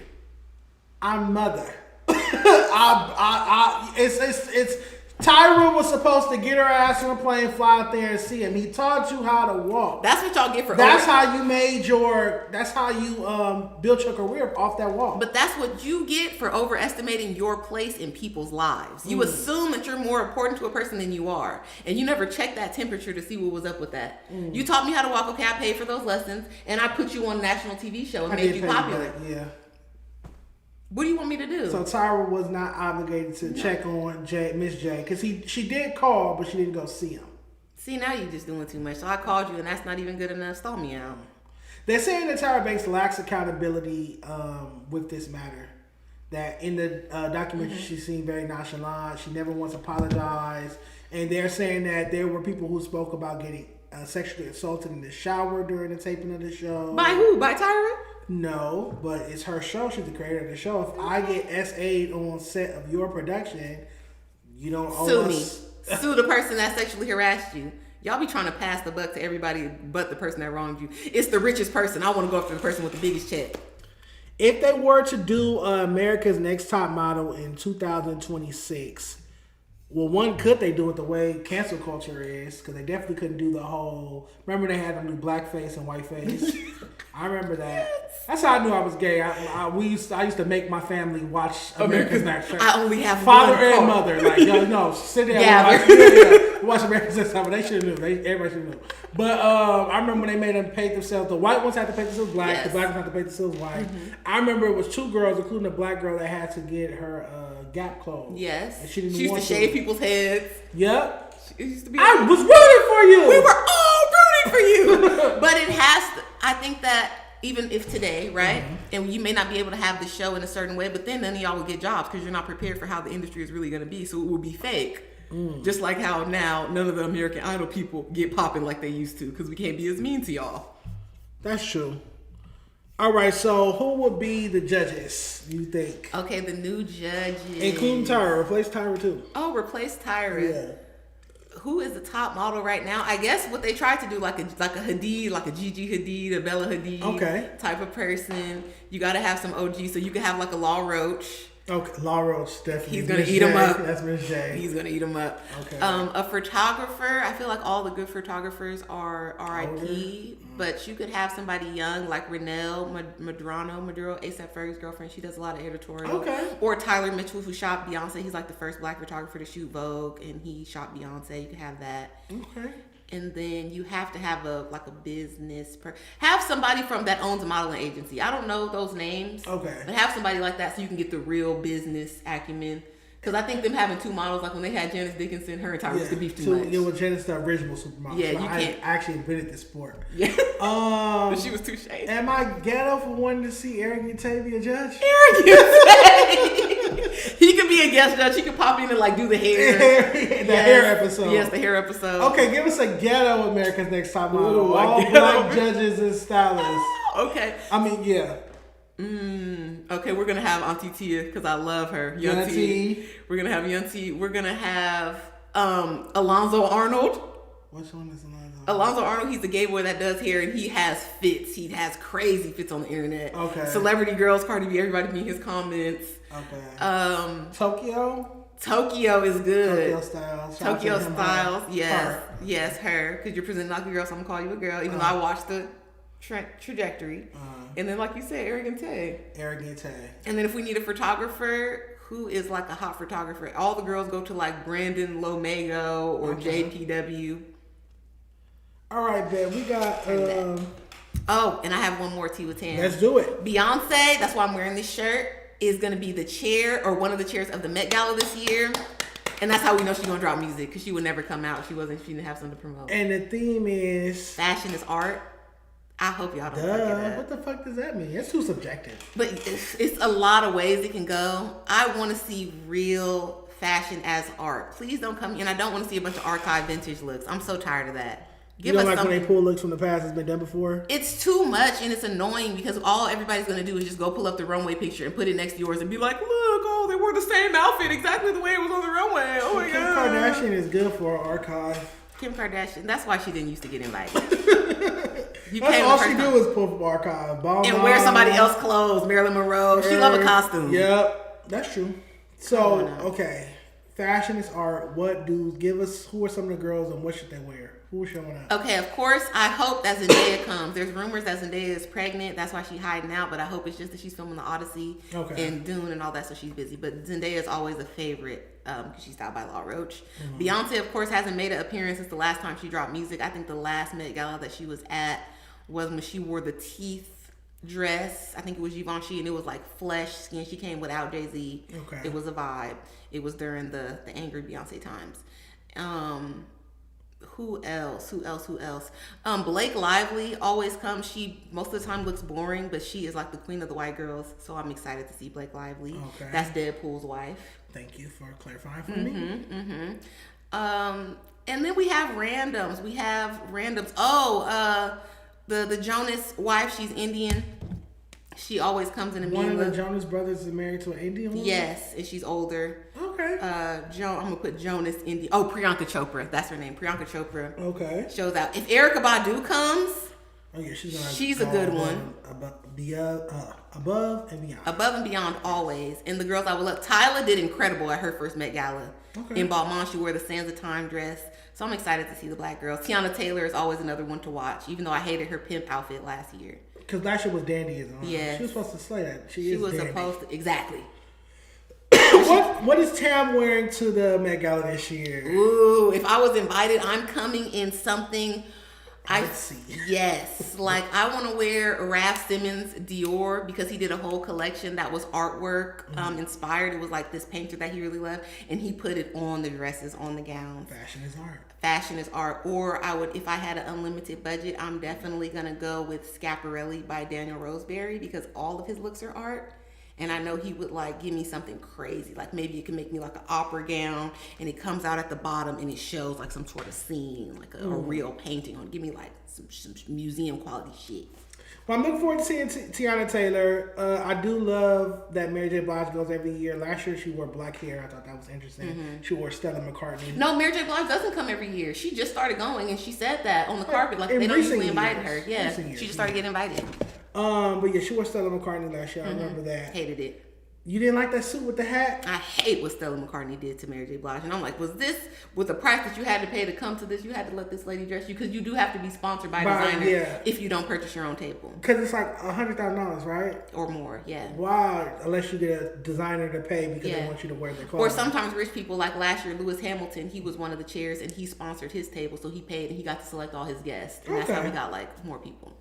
Okay. That's how we got Lauryn Hill, who appeared, I think, for the first time last year. Lauren was there last year because it was Lauren, Latifah, Cardi, and Meg, I believe. Cardi is always a Met Gala favorite. She goes all out every time from her first Met Gala to current. Yes, and in 1989, Lil' Kim was the first female rapper to attend the Met Gala. First rapper to attend the Met Gala when she wore that pink fur. Yeah, okay, we love that. With the pink boots. All right, I want to get your take on, did you have any other tea with Tam? Nope. Let's talk, you want to talk Jasmine Crockett or do you want to talk about what the bullshit Trump was saying last night if you caught it on that? I refuse to watch that. Cool. Because I did not want to get pissed off by what Trump talking about. Let's do Jasmine Crockett. All right, cool. Because Trump is just a fool. He is what the old people call a zip damn fool. Let me know you see it. And Trump lost me with the Obama monkey thing. Definitely. I'm not saying I was a Trump supporter, but I liked his content. I liked his content because that's what it is. I don't like his content no more. I kind of don't like, before we even get to this, that Jasmine Crockett is trying to position herself as a celebrity. Oh, you're not going to shame my auntie. I follow her on Instagram now. REP Jasmine Crockett, Representative Jasmine Crockett. Where is it at? I just, there we go. You got a bunch of... Oh, when she went off on this lady called her... I think your fake eyelashes are messing. After Marjorie Greene took a personal jab at Congresswoman Jasmine Crockett's eyelashes and the committee chairman failed to take any significant action against her, Congresswoman Jasmine took matters into her own hands and indirectly gave Marjorie an epic response. If someone on this committee then starts talking about somebody's bleach blonde, bad-built butch body, that would not be engaging in personalities, correct? I think your fake eyelashes are messing. What did she say? Bleach blonde, bad build, butch body. Butch, Barbie or body? Body. Oh my God, that's a read. It was. Who's in the wrong? Who's right? What's your take? Well, Marjorie Taylor Greene, she started it, so you're in the wrong. You were trying to be unprofessional and racist. Talking about racist, the eyelashes thing? Racist? And because you're anything when you direct it to a person when you're the dominant culture. Mm-hmm. So this would apply if we were in China and a Chinese person said this to a white person, it would be the same way. So you're trying to single a person out and saying something about them is fake, or that she's doing too much, or equating something about her beauty is stopping her from being intelligent, or stopping her takes from being valid, and that's not what you do.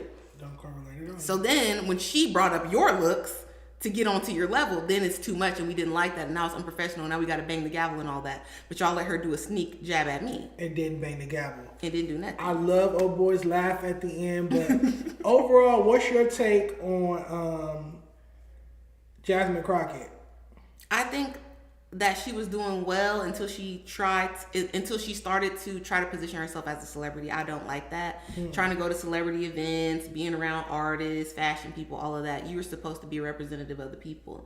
And then you kind of, I think, took the virality of this moment and other moments too far, and you started to go directly at Trump all the time, like you're in a one-to-one beef with him. You're supposed to represent the people of Texas or whatever your district is.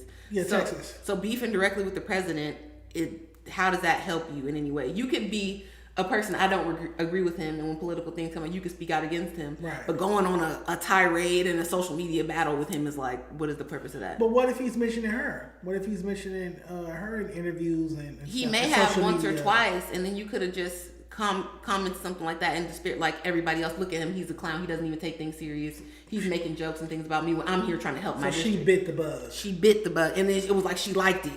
She is on TMZ interviews. I love her though. She's so funny. You see? She's fucking funny. She did the Breakfast Club interview. Yes. I watched the whole Breakfast Club interview. She's dope. I like Jasmine Crockett. Anywho, our guest is here. Hey. We got a big surprise. So Tam, I need you to turn the chat up. Let's go. And I'm going to get our guest. It's a big one. This is somebody that y'all been wanting to see for a minute. It's exciting. This is somebody y'all been wanting to see for a cool minute. Okay. Turn him up, please. Don't twerk. I've never twerked. Okay, guys. Show them the heel too. We're here. Today they accused me of showing panties on no jumper. That was not true. It was the inside of my skirt. It was folded like this and I was sitting down. And it was like that. So never seen the inside. It got crazy. But let's see if we can see the whole outfit. We got these little Jeffrey Campbell little mules on. I have my anklets as always. We got the little evil eye one that I got from Dominican Republic to keep the ojo off me. And then we got the Cuban link because, West Coast. This skirt is from Banana Republic. It's a little cargo skirt. And then I'm dressed like a substitute teacher. Child, please. I got this candy for Dejon. I didn't give it to him, but I got him a Sour Patch candy because I feel like he is a Sour Patch. Like at first he's sour and then he's sweet. So I got him this candy. And then for me, I got some Puerto candy because I like Mexican candy. I prefer the red ones, but I will settle for these if they have nothing else. What else do I got? Let's see. We got the Jack bag. My birthday is on Monday, so if you would like to purchase me anything, I would love another Jack bag in like cream, brown, red would be cute. So boom. And I doubt you guys substitute teachers went to the Renaissance tour. Get into it. I wore a silver dress too. She teach Spanish at public school. Hilarious. Ir al playa, ir al cine. We love when there's a sub. I'm a substitute teacher that can't pronounce none of y'all names. You need the cowgirl boots and the hat to complete the Western look. This is not a Western look. This is just Beyonce on the shirt from the Renaissance tour, and she has a cowboy hat on. And if y'all don't know, the next Beyonce act that she's going to be presenting is going to be rock and roll. So prepare for that. She will be coming to the Met Gala in a rock and roll themed look. Watch. Yes, I'm a Pisces. Everything makes sense now. What makes sense? I don't know about the horoscopes. Tell me about it. Rob Frank, my favorite artist. What you mean? Special guest Rich Trapper. Y'all are funny. Tam on Mondays, Scar Souls, I need a day to just be at my house and do laundry and work. Y'all know I have a job too. There's a lot going on. But if y'all can figure out how to make me $4,000 to $6,000 from being on these podcasts, I'll push my job to the side. Oh, we get along. I'm a Cancer and I don't like very many females, but I like her. Yes, Sevyn. Kindred spirits, we're twins. Tam, let's go get gumbo. Where are we gonna get some gumbo at? Especially in LA. My fit. What do y'all want me to wear? Your fit is trash. You're probably trash too. Oh, this is a podcast. I want me to wear a club outfit. How you wear a t-shirt with a skirt and high heels? Do you know any girls? What do you want me to wear? Do you want me to wear dunks? Do you want me to wear these? I need y'all to get so serious right now. And these are Jeffrey Campbell. What are y'all talking about? Get a girlfriend. You guys don't have any idea about anything. And you cannot dress hoochie every single day of your life. I don't want to be typecast as a whore. A baby tee? Because y'all just want... You cannot be hoochie every day. Baby tee, baggy pants. Proportion. You got to be proportional. I hear the guest coming though. So the guest is on the way. Let me get the chair out.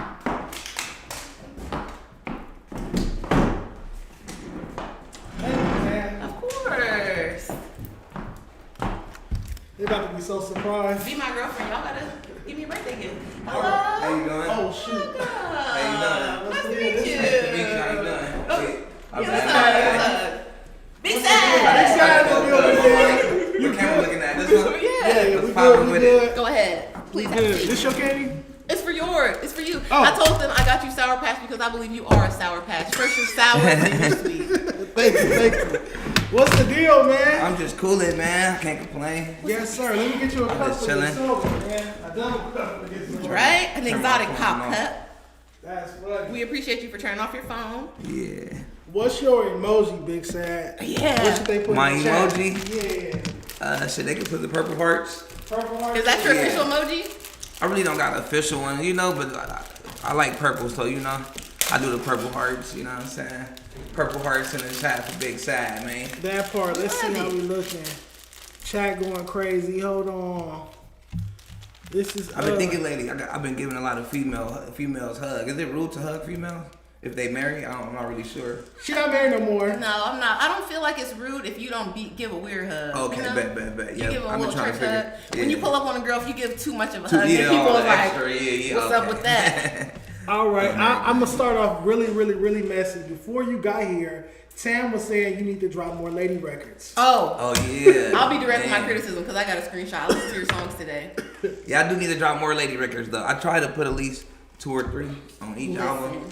Oh, You got the exotic Wednesday cup. on your, Thank you. on your new tape. What's your new tape called? Or your new project? Until then, too. You have Wednesday on there. And that's it, huh? And it has a Craig David sample, Yeah. which is good. But then it was a perfect song. It was so cute. I was driving like, oh, this is a vibe. And then you fucked it up at the end. I probably won't even know you by Wednesday, bitch. Hey, that's funny you say that. I thought about that when I was doing that. So I'm like, damn, I don't know. Sometimes I try to overthink things. I try not to sometimes too.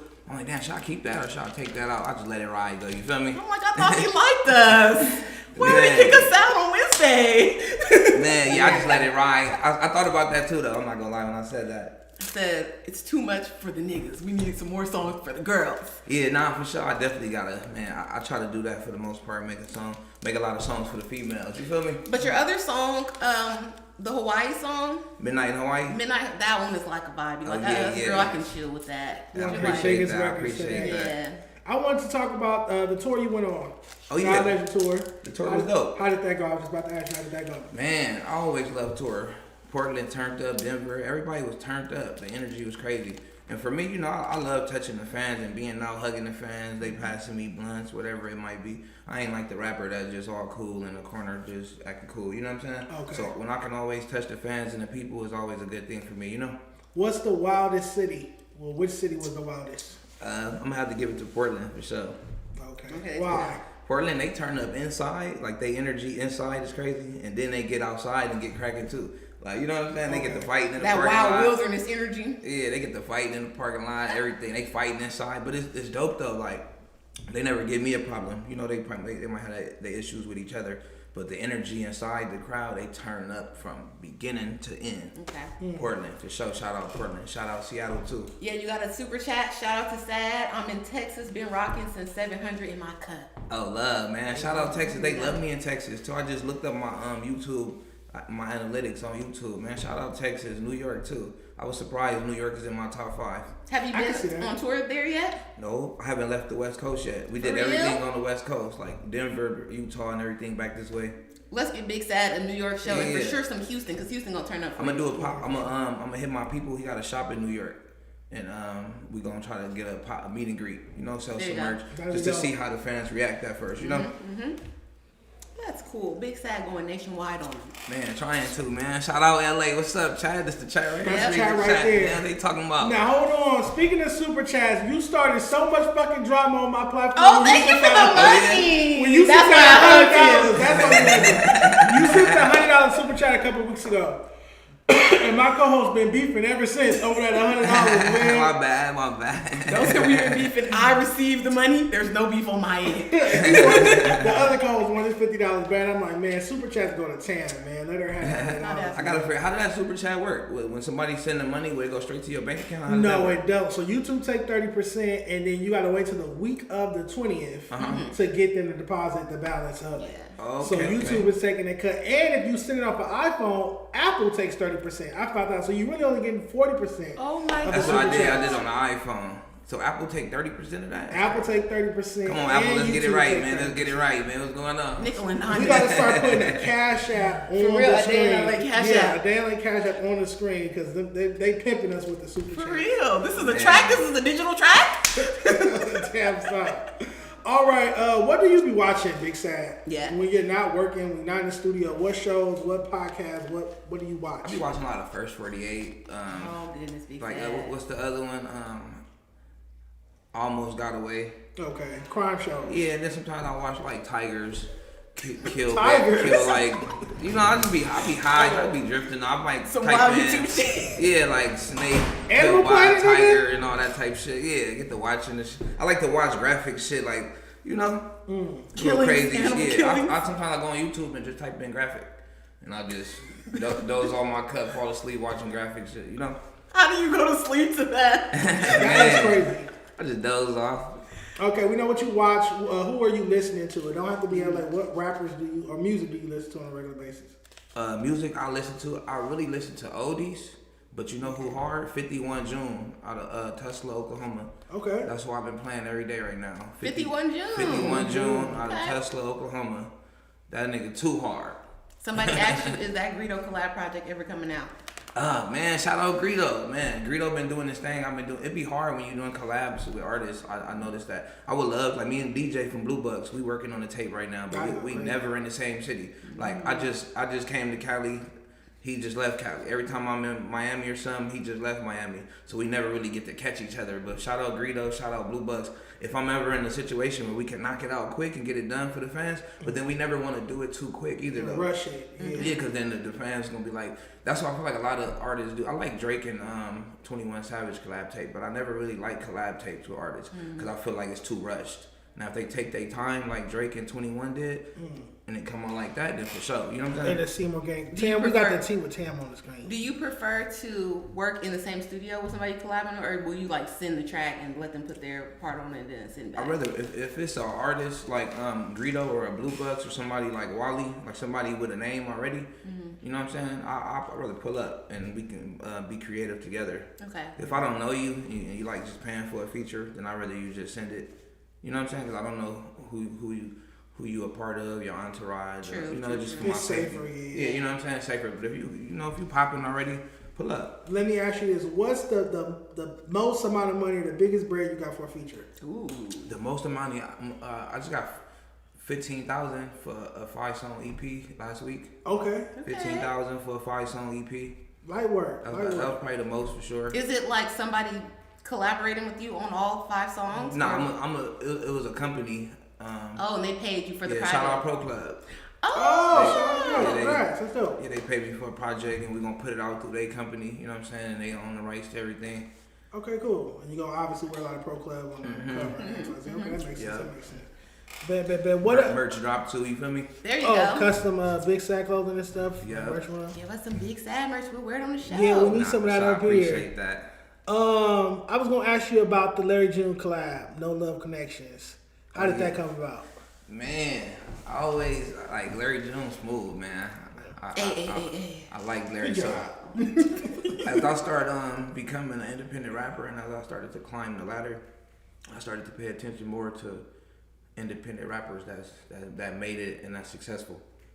You know, and Larry June just kept popping up with other people like Money Man. You know, I was just watching, like, man, they really was able to make make something out of nothing independently. So how that came about was I ended up doing a song with Larry June cousin, and Larry June DM'd me. He like, hey man, that's some real shit you did with my cousin. You know, if you ever need anything, let me know. That's dope. I'm like, damn, I got a song ready for you right now. There you go. No Love Connection. No Love Connection. Sent it right to him. He got it right back. Who was you gonna put on that record before, if not Larry Jones? And I was holding it for him. Oh, you knew that was. Okay. I made it 4 months prior to that, and I was just holding it for. You know, I don't like to bug rappers, but I'll hold it to the side. And he ended up hitting me like, hey, that was some real shit you did for my little cousin, man. I appreciate that. Anything you need, let me know. I'm like, what? Look, man, I got something right now for you, man. See, stay ready so you don't gotta get ready. Nah, for sure. He heard it. He was like, oh yeah, this it right here. Let's get it. Shout out Larry, man. Shout out to Larry June. Somebody in the chat just asked, is Big Sad signed? Can you tell this man that you are signed to your own label? You're a label CEO, 1900 Records? I'm signed to 1900 Records, basically. I started my own imprint, my own company, and I just signed myself, and I invested into myself. And I got a partnership with Empire. It's really just a distribution deal for the most part. You know what I'm saying? I'm just grinding.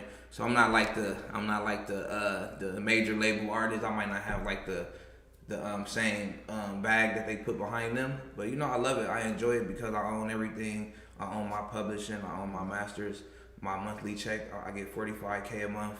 So it's like, you know, for me coming where I come from, bro, I feel like I already won. You know what I'm saying? No, you definitely did. I feel like I won coming. So I'm not trying to be too famous. I really just want the money.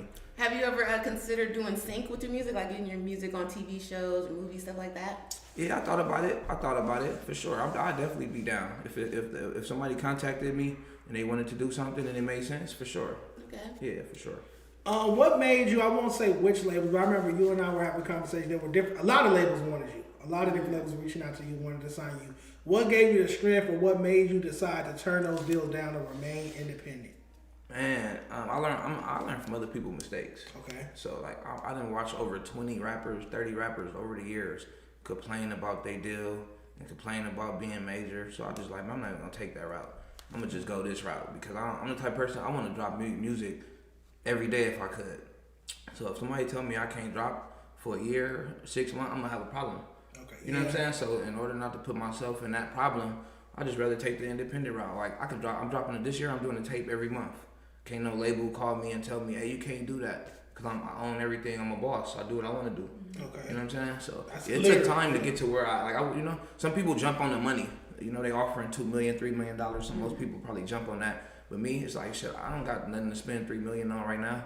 I don't got nothing planned. I'm not, you know, I'm not gonna buy property and different things, but I don't have nothing at the moment that I need to go invest in. So, you know, I don't really need to just jump on $3 million. Liquid. I'm spending it all on lean right now. If they give it to me, they wired me $3 million, it's gonna be gone. I'm spending it all on syrup. That's a better take than a lot of people want the cash grab right now. Like I think it's perfect to say I don't have a plan right now for that money. I know I'm gonna spend it. I'm gonna go buy $1 million in cars. And then you're gonna be at the house mad because you can't drop. Yeah, and they gonna exactly. That's exactly what's gonna happen. I'm gonna buy all these cars and jewelry, spend all the $3 million. I'm gonna be sitting in this big ass house mad because they can. Oh, that's a mixtape and you can't drop and all that. They do play games with the project. Somebody said, have you tried reaching out to other podcasts besides California? Like Mike D in Houston has a podcast that focuses on music.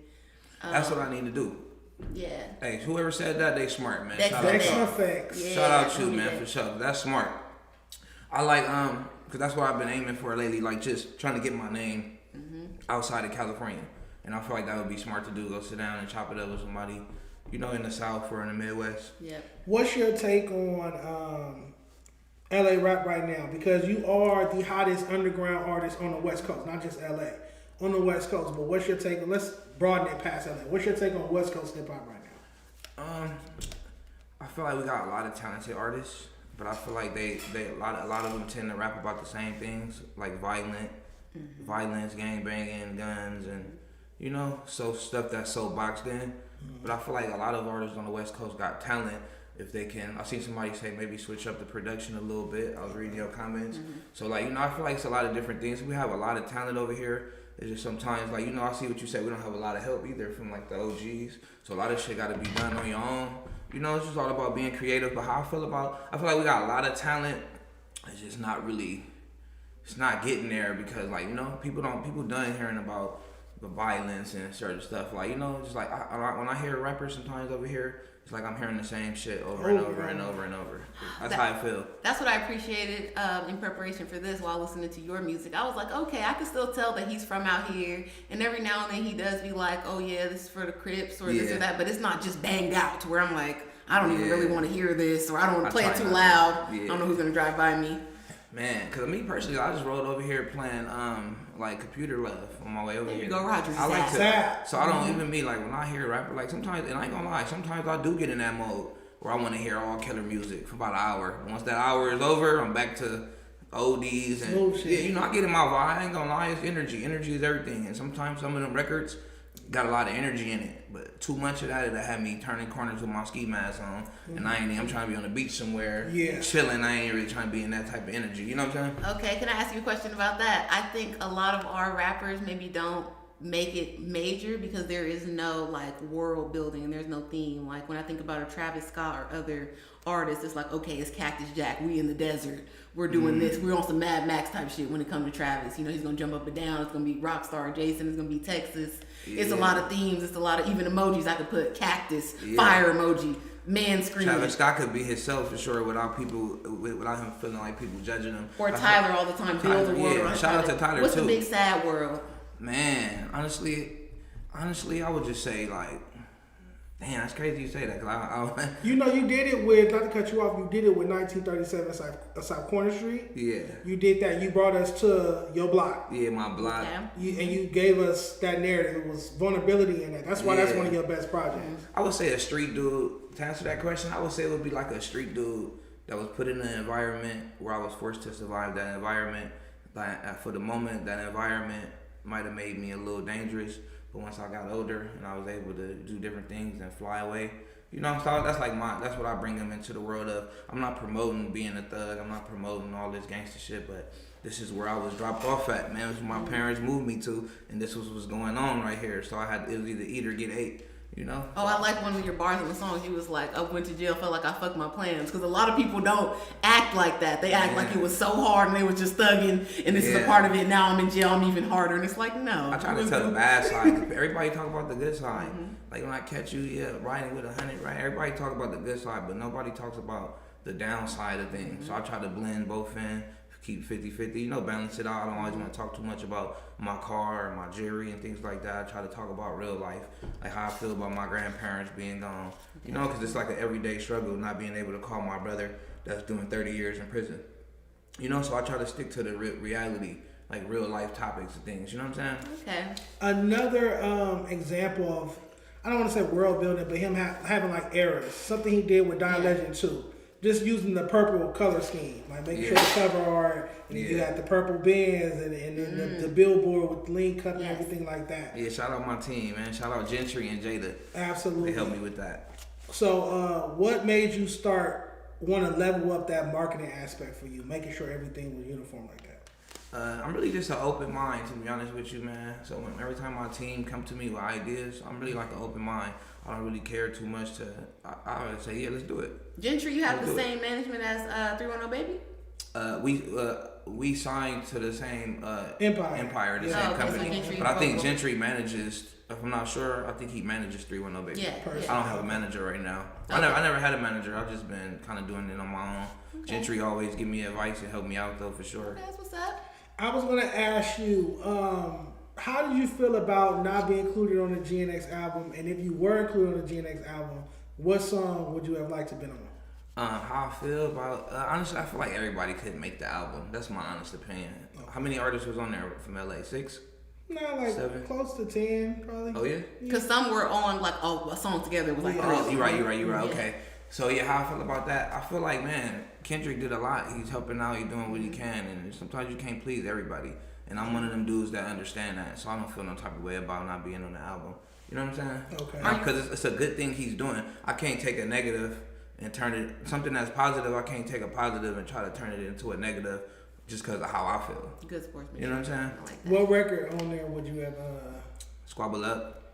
There you go. Okay, there we go. Squabble Up. Are you familiar with Baby Keem's new music, The Casino? I'm not too familiar with it, but I seen it. He went number 1 on Apple Music charts. I look at the charts every day. Okay. Yeah, but I haven't got a chance to hear the album yet. I was gonna say, I think that in listening to your music and that just in how he is doing so far with the rollout, like they had the casino box, it was like a dice that they mailed out to people and they had the merch. And then because he's from Vegas, and I didn't necessarily know that before this, the first music video was like they was in the casino and he's going through it and his bitch left and stole the money and it's all of this. So I feel like you listening to your Hawaii music, that Hawaii song, and then your most recent tape, I was like, oh, he could do some world building. Like he's pimping one of the girls that ran off. It's this, it's that happening. Really go into detail about the stories and things. Yeah, nah, that's dope. That's for sure dope. What's your holy trinity of Big Sad albums? What are your 3 best bodies of work in your opinion? My opinion, I would say Die a Legend 1. Okay. 1937. And I would have to go with The Reason. The Reason. Okay, bad. People in here want to know if you're going to go to Arizona to perform and who's your favorite artist to collab with so far. Oh yeah, I'll be in Arizona. We got the show Who Won't Smoke. I guess May. We'll be in Arizona in May. Okay. And my favorite artist to collab with, like so far who I've done a song with already. Man, shout out to all of them for sure. My favorite one, probably Greedo.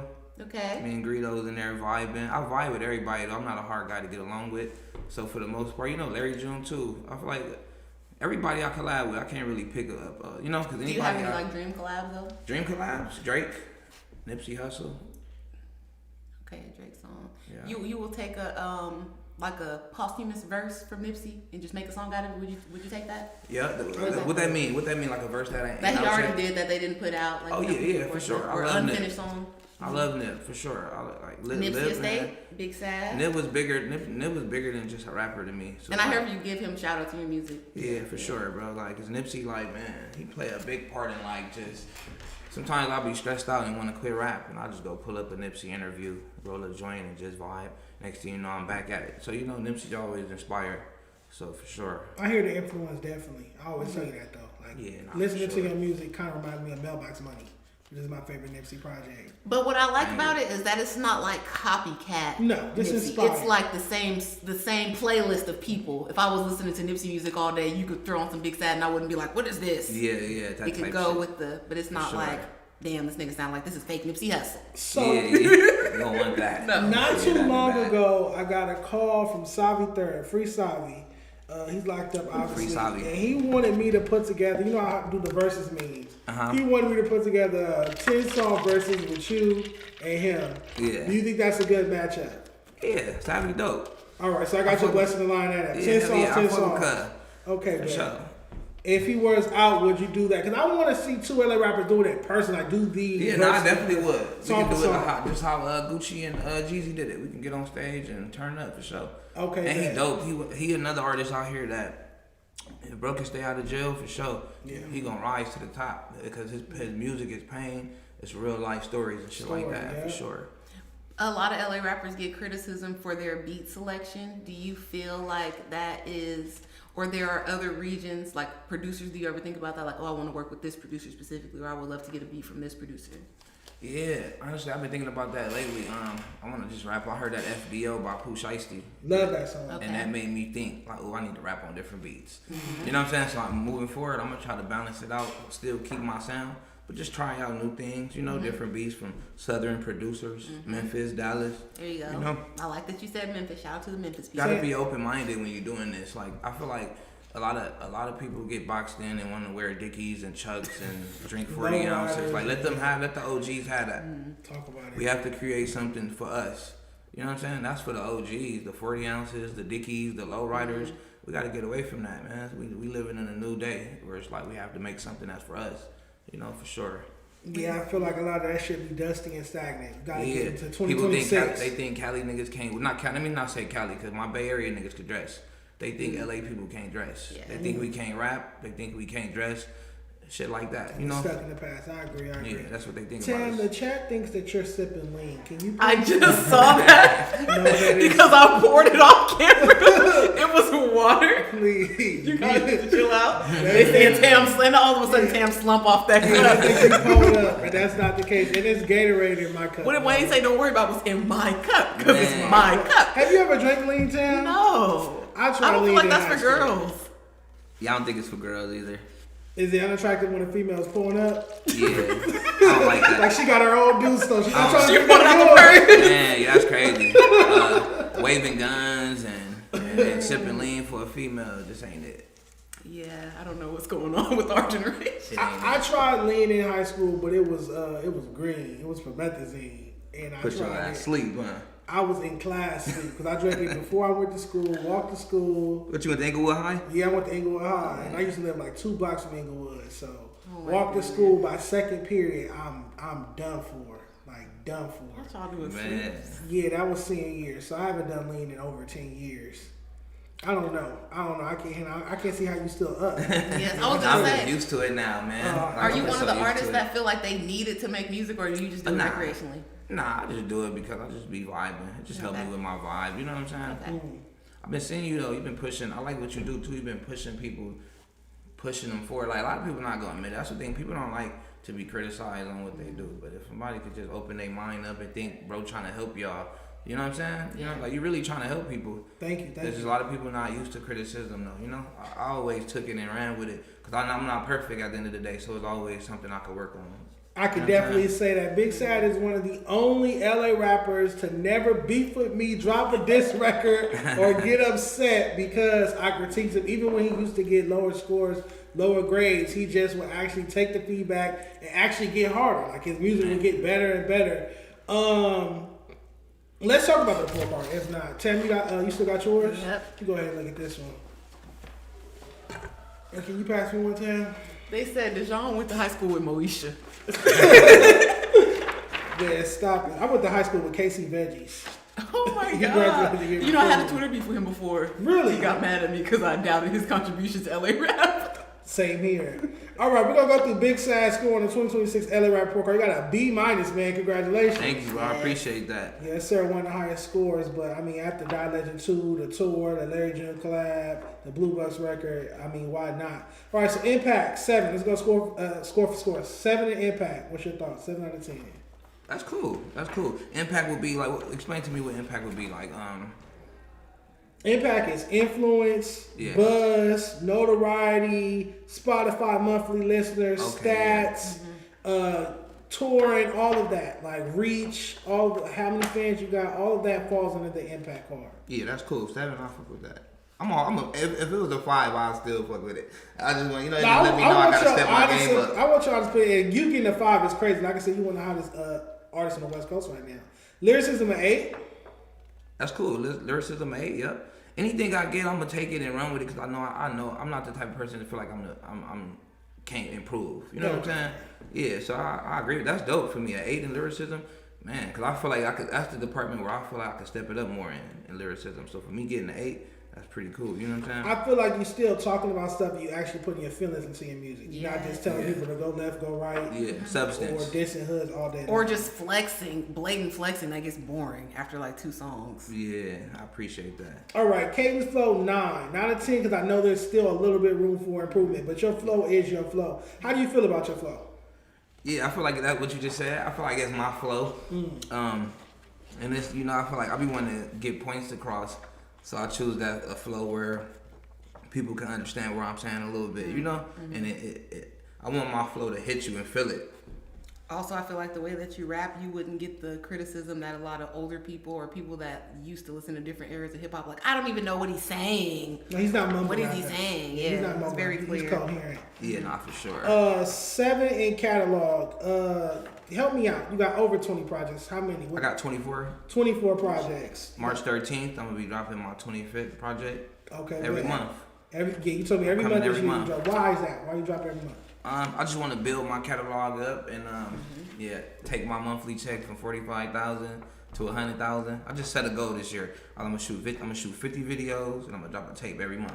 Okay. Just to take my monthly check up, and then that's what I love to do. I'm one of them rappers that love to rap. You're reminding me of Currency with the things you're saying. Currency, who inspired me. He's the one who said it. He said, I watched the interview. He said, man, he said, why not drop a tape every month? It comes out of your body. That's what Currency said, and that stuck with me. And I said, you know what? dropping a tape every month. And he has like a cult fan base of that shit. Like he you said, he don't dropping gotta be super famous, but every time you pull up, he's selling out the shows. He getting that bag. Yeah, they buy the merch. For sure. Also with the catalog score, dope, well-received projects like 1937, South Corner Street, The Reason Deluxe, and Die Legend 1 and 2 are why, and all the EPs that you drop is why it's still a 7. Where we at consistency at 10, you just explained that. 8 in beats. I was telling you this when we talked on the phone, when you sent the super chat. Your beats to me, your sound, but particularly your beats are like NorCal inspired sometimes. Yeah, I hear the Bay in your music. You already said it, but could you explain again why we hear that in your music? Why are you inspired by the Bay? Man, like I lived in Sacramento for a couple years, and I only knew about our rappers like coming up. You know, I only knew about like LA rappers. So when I moved up there, I got inspired by Messy Marv, and I was just like, this nigga hard, like, you know what I'm saying? Okay. And I just started listening to a lot of Messy Marv, and I just like fell in love with the way they pick their beats. So I just blended in with a little bit of LA, you know, like I would say like yeah, that's the best way I could put it. For sure. I think that elevates your sound. It's not just kept in LA. It's West Coast. Yeah. Cause my sound, my bad, not to cut you Go off. ahead. Cause my sound is like I do storytelling and different things. So it's like a LA rapper on a Bay Area beat. I would say, a Northern Cali beat. Okay, I like that. That's complex. There's layers to that. I also feel like you kind of, you saying that you're inspired by them makes sense because how you talk about, the ism is not so much in your face how our rappers talk about it. Yeah, they're kind of hard on the hoe in the song. Yeah. But you were smooth with it. Yeah, it was like, is he talking about that? Oh yeah, he is. Wait, so Tam, you're saying there's a difference between an LA pimp rapper and a NorCal rapper? Yes, we have sugar free. Oh, okay. Oh yeah, we're more blunt with it. Yeah. That is true. Shout out Sugar Free. I used to listen to Free a lot growing Shout out up to Sugar too. Free. For sure. I listen to Free a lot. All right, 7 in music videos, right? Yep, 7 in. I gotta step that up. Yeah, I agree. I do a lot of running gun videos. Yeah, but it's like, I don't want to call them props, but you have something like the cars, all the pieces are there, everything's there. So imagine if you added like a treatment. Yeah, exactly. You feel me? Like a real story, then it'll be a 10. Where are we at? Branding is 7. But we just talked about world building, so he's gonna improve that. My merch, but he my did branding. do a tour. He did do a Die Legend tour, and you had the billboards and the uniformity with the purple rollout for Die Legend too. 10 in originality. I can't pinpoint you copying an artist. Nipsey inspired, but not copying an artist. I appreciate that, man. I appreciate that for sure. And then 6 in versatility. Tam feels like you need to do more lady records. Yeah. And you sat here and admitted that you should start getting on beats from production. Yeah. Okay. So I agree with that for sure. B-. You're tied with AZ Chike, I believe. I believe you guys both have B-. Yeah, he only has a couple more points than you. I just seen Chike too at the Palladium. Shout out Chike. Shout out to Chike. For sure. So with you dropping a project every month, do you feel like because of that, maybe you won't be able to do as much like rollout type of stuff and like having a theme for everything because you're just pumping out the music? Man, I'm happy you say that because I've been thinking about that too.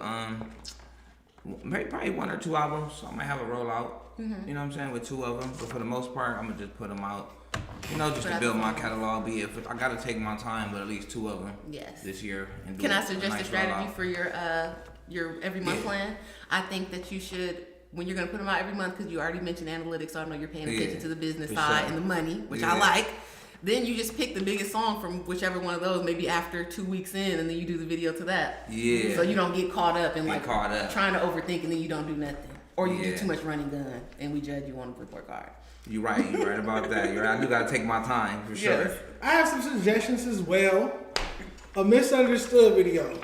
You gotta still do that. I gotta put that out, huh? Yeah, that's your biggest record. It's your biggest record on streaming. When are you gonna drop a video for that? Man, this year for sure. I'm gonna try to do it ASAP. It's just, I don't know, too much pressure get on me. I started to feel like it was too much pressure, and I was like, I had too many people in my ear about how I should do it, and their opinions on how I should do it. I was just like, oh man, this becoming too much. You feel me? Misunderstood. They had a sample in it too, right? Was it like the Kosh page? Yeah, Cash Page. I knew it. How she say her name? I don't know if it's Kosh or Cash. Yeah, that's her for sure. But She I like dope her too. songs, yeah. She heard the song too. Yeah. She heard it and she liked it for sure. I would love to hear it. That's the lady record. Let's get Kosh run Page that back. on the track. Run that back. What city is she from? I think she's from Texas. Oh yeah, that'd be dope. I believe. Yeah. Misunderstood Part 2 coming soon, man. That's dope. That's dope. Shout out her for sure. Dope. All right, bet. I'm gonna pull up. I want to get everybody's take on the Spotify billboards. I don't know if you guys been seeing them. Oh yeah, Spotify hip hop needs billboards? new leaders. Yes, they put up these billboards with this interesting message. Hold on. And then the article in Complex was basically saying that hip hop doesn't have any stars right now, and they need stars to push the genre forward. They said hip hop don't got no stars right now. Yeah, we don't have no stars, and they kind of made a little list of their stars. The John said he agreed with everybody with Sexy Red. That was shade. Let me know when you see there goes. Yeah. All right, so Spotify releases the 8 artists leading hip hop's next era, and across the country, hip hop needs new leaders. Billboards were popping up. So, what's your take on this, Big Sad? Hip hop needs new leaders. I agree with that, man. I agree. I like the leaders that's running it right now too, though. Like, I feel like What, J. Cole, Kendrick. I feel like they dope. But yeah, we can always need new leaders too. Like, I feel like it's more than just gangster rap out there. You know, it's different styles of rap, and I feel like everybody deserves a chance. And you got some dope people for sure. They don't get chances. You know. Yeah, that's been our big three for so long, though. I am ready for it. Yeah, I'm ready for it. We've had for Drake, sure. Kendrick, and they all like Cole what, for pushing 40. Yeah, they've been since I was damn near fresh out of high school. They was the big three, so it's time for a new regime. Tam, who were some of the artists that they said? They said Baby Keem. They had Baby Keem. They had Sexy Red. Let me go to your Young Boy for sure. I don't I think like they had Young Young Boy, Boy. They did but not he have should Young be Boy. on the Young Boy list. should be on there. I like Glow. Glow dope too, for sure. Add Don Toliver. I don't give a fuck. Yeah, straight up Don Toliver. Baby Keem, Glorilla. They had Doechii, Central C, Sexy Red, Raw Wave, Lil Tecca, and Big X The Plug. I don't think so. Leader for Big X The Plug Yeah, I don't and think Lil that. Tecca, no. No. Definitely Raw Wave. Definitely Young Boy. Yeah. How about Lil Durk? Lil Durk going there? Free Dirt. Yeah, Free Durk. Free sure. Dirt. But Dirt might fall into that little baby. Oh yeah, Young Thug, Baby. Yeah, like Derivative of each other. Too much derivative of each other. I don't know. Yeah, nah, we do need some new like superstars, man. Yes. This For sure, that'd be dope. This just inspired me. I'm gonna put up some billboards around LA. LA needs some new leaders. Fuck it. How much does a billboard cost? When you put up a billboard, Yeah, how much let does us a billboard know. cost? It just depends where you want it at. Like some of them be 5,000. It could be up to And it's like a term of time. 50,000. For a month? Yeah, for a month, 2 months. Just depends on what you work out the deal. Like the billboard by the Benny Bocce truck. It's across the street from what's that? You know, Olympic and Fig. That one big billboard when you coming up Olympic. They wanted 20,000 for 7 days. A week? 20,000. Would you make your money? It depends on the product. A Probably. lot of people, like, you know, that's right there by, what's that hotel? It's not the W. Ritz-Carlton? The Ritz-Carlton, right across the street. You know, all that the taco trucks that be right LA there. Live. LA Live. There's so much going on right there. It might be worth it. I was going to try and see, you know, 20,000 for 7 days. The LA rappers do that billboard by Winter Snitchels on Slauson and La Brea. That's the one they do. Oh, yeah. that one Slauson right and there. La Brea. By the gas station? Yeah, right there. I know you're That's talking what the about. LA rappers do. How about you beat the system, Big Sad, and you just Man. make a deal with a bunch of liquor stores and places, and you get murals. Get murals. Yeah. Oh, man. You do got to be different. Like the bus stop. I seen artists where they rap the bus. Oh, that too. Yeah, that'd be dope. I feel like rapping the bus. You know, that's one thing I'm working on for sure is just being creative. Like I could step it up with my creativity with everything I do. You know what I'm saying? With your guerrilla marketing tactics. Yeah, I Get could some be wheat more paste creative posters. for sure. All right, bet. So DatPiff made a post. Let me pull it up. Oh yeah, DatPiff versus the labels. Oh my God. DatPiff versus the labels. Yeah, they're talking about how they were competing directly with the labels during their, you know, when DatPiff was popping. Yeah. And I guess they were saying some of their stuff would get taken down because of them. All right, so before streaming, before blogs, DSPs drops or midnight notifications, there was the mixtape hunt, and these guys right here were a huge part of what made that era feel legendary to me. Is it gonna let me read the rest? Now let's be clear, the foundation was already being laid before this generation. DJs like Kid Capri, Bruce, a bunch of legendary DJs and Wally Mall were already moving the culture. They named all the mixtape DJs. I'm gonna read the rest of the tweet myself on my phone because it's cut off for you guys. Did you ever look at DatPiff back in that time? Yeah, here and there. I was going to jail. I was in and out of jail so much around that time that I never really. Definitely heard of DatPiff, and I used to see what was going on. I think it was Wayne and Gucci. They was dropping crazy on DatPiff. Definitely. That's what I'm inspired by a lot too. Like the way they put out so much music around that time. What was that, like 06 or 07? Lil Wayne and Gucci Man. Yes. It's like every time you looked up, they had a tape coming out. Wayne to take your beat and rap on it and I like that. making this whole song. I like that. Do you feel like rappers don't do that anymore because they feel like they're maybe too cool for it? Could you drop them on iTunes and Apple Music? I don't think you can. I think that's where the problem came in. Okay. See, I still try to do it, but not as much because I don't want to put it on Apple Music and it be some type of conflict and they flag my account. You know. I was surprised you got the Craig David thing. I was like, was this cleared or is this a sneak? I ain't gonna lie. I've been trying to keep that under the rug. Nah, definitely, but I'm pretty sure. I don't know if they heard it by now, but man, we'll be willing to work something out for sure. That's what me and my team always talk about that. And what about Cash? Cash wasn't tripping. She was like, do your thing. That's what's up. Yeah, for sure. Shout out her. She wasn't even tripping. We always talk about that, me and my team, to try to be careful on the samples a little bit, you know? It's kind of like it's part of hip hop though. It is. Like, that is hip hop. Like sampling should be. I don't want to say free, like but it's set the like, mood for me. Yeah. Like even if the sample is at the beginning of the song for 10 seconds, it still sets a mood for me when that beat drop. Boom. You know what I'm saying? So some people say it's not hip hop if there's no sample. That's an old because that is like the foundation, right? Of mixing the songs, of like going to dig through the crates, and you got a fire DJ that's gonna mix it up for you. For sure. So DatPiff said that ultimately they fueled the labels for nearly 15 years and never got their just due, never got paid. So because they are like a fake A&R. That's what I'm saying. Not only did these labels find artists on DatPiff, but that's where their artists got broke. Like DatPiff was breaking the artists. Are they owed a check from the labels? Can't ask me no check on the back end. I know you big on that. That's a good question. Think Asian. But yeah. You're not about to come to my house and use a bunch of shit, and then after we'll be like, oh, I forgot to take one more thing. No, you should have stole everything you wanted when you was here. So they should have charged the labels up front. They should have charged them up front, or went to some type of legal route and suing them. That's like Blockbuster and Netflix, huh? Yeah. Oh yeah. Damn, that is the same thing. Think about it. All right, what else do we have, Tam, on our topic list? On the topic list, before we play West West, which I need you to send me a copy of. That's the how we old close West out. West. I feel like we have to change it for the LA people because it's too easy for them. But it does start a little something. Oh yeah. Okay. What else could we talk about with Mix? Do you have the tweet of the week? Oh yeah, I got tweet of the week. That's what we can do before, do it. and then send me West West when you get a chance, please. All right, this tweet of the week is gonna make you guys laugh. You guys ready? Let's go. This is from @JazzLove, my sister's keeper. She said, why do niggas from California want to pimp so bad? Niggas rather catch a charge and start a legitimate business. Freaky ass loser. This tweet is at over 2,000 likes, over 700 retweets. And then somebody replied, this is the actual tweet of the week. It said, Cali niggas grew up watching their mama get pimped out by their stepdads for 40-ounce bottles of Old English.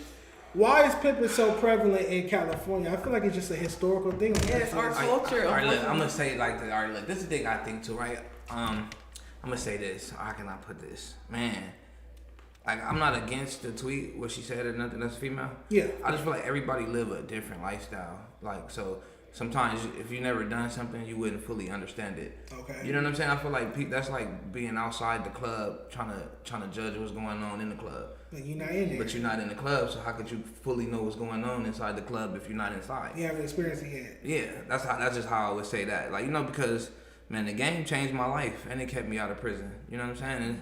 And these females is not forcing themselves. Like if I block a female, right? If a female wanted to pay me and I block her, she gonna find another way to get in contact with me to come bring me that money.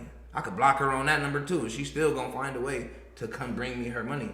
It's because it's the guidance of it. It's more to, you know, I don't want to get too much into detail, but it's a lot that it's just a lot that go into it. You know what I'm saying? Tam, You're a female. Yeah. What would possess you to if a nigga blocks you to still find a way to get in contact with him to pay him? That's why I don't necessarily give the pimps a hard time. I be hard on the girls because the girls really run the show. People get a pimps a hard time and they not really thinking about the girls. The angry pimps, okay. When you're abusing the gorilla guys, that's crazy. Guys. But that's the dated, other, like the finesse pimps or the traditional pimps, I really have seen oh, he's this girl's everything because her family don't talk to her and this is she been a hoe since she was young because she got touched or something. And this the only person that care about her, kind of. And she was gonna hoe regardless. Everybody need love. Yeah, she was gonna hoe regardless. So he's kind of giving her some type of framework some type of for guidance and help. I done helped a lot of females. You know what I'm saying? Like I done done a lot. I done put. And I live by the track. Avalon Imperial is a track, so I've seen all types. And my cousins from Orchard by Manchester and Hoover, so the tracks are close. I done took girls off drugs. You know what I'm saying? I done took females out of hotels, motels, put them in condos. Really help them get their life together, go back to school, take care of their kids.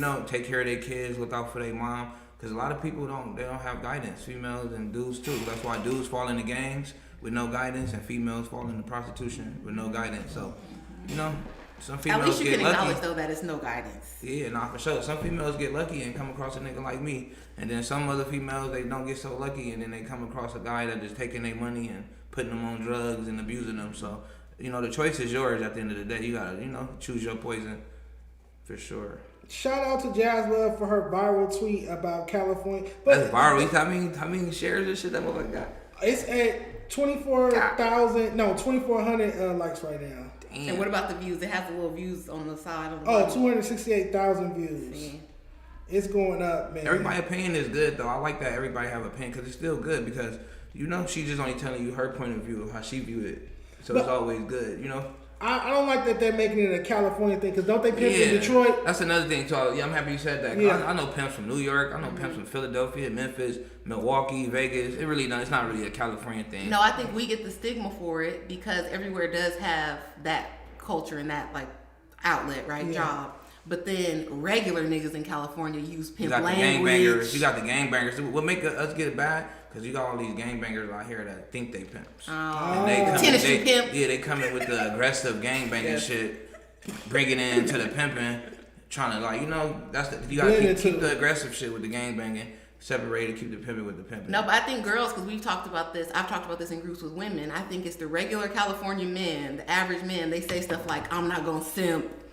This and that, fagging off, all of this, and it's like you are not a pimp. You have a job. That too, yeah. We got that. You being too. nice to your girlfriend is not simping. You're a regular person. You got niggas with girlfriends. They out here acting like they pimps in California too. It's crazy. They're trying to run a pimp program on a regular girl. They not, man. Them niggas got full girlfriends. They might have a girlfriend and a wife that they love. Yes. But then on the side acting like a pimp. That's another thing too. But that's like LA, bro. You got niggas that's not Bloods or Crips. They still say cuz and blood. That's true. So that's kind of how I look at that. Like, you know what I'm saying? Before we do West, what's your take on a female? She starts fucking a Crip nigga and all of a sudden everything's a blue heart this, blue heart that. Ah, man. Cause I hate it. Y'all don't like that. Stick to what you know. Like, man, some females, they family come from, that's goofy. I feel like if a female starts switching up the color of her hearts, I mean, she was never really involved anyway. She probably was just getting ran through. Like, she don't got no brothers or no family members that's really from that gang. Yeah, stop texting me, Tati. Oh my God. All right, let's do West, Tam. You got it pulled up? Let's go, yep. All right, so how West work? We're going to give you two options. You cannot say both. You have to pick this or that. Mm-hmm. Ice Cube or Snoop Dogg? Ice Cube or Snoop Dogg? Snoop Dogg. E40 or Too Short? E40.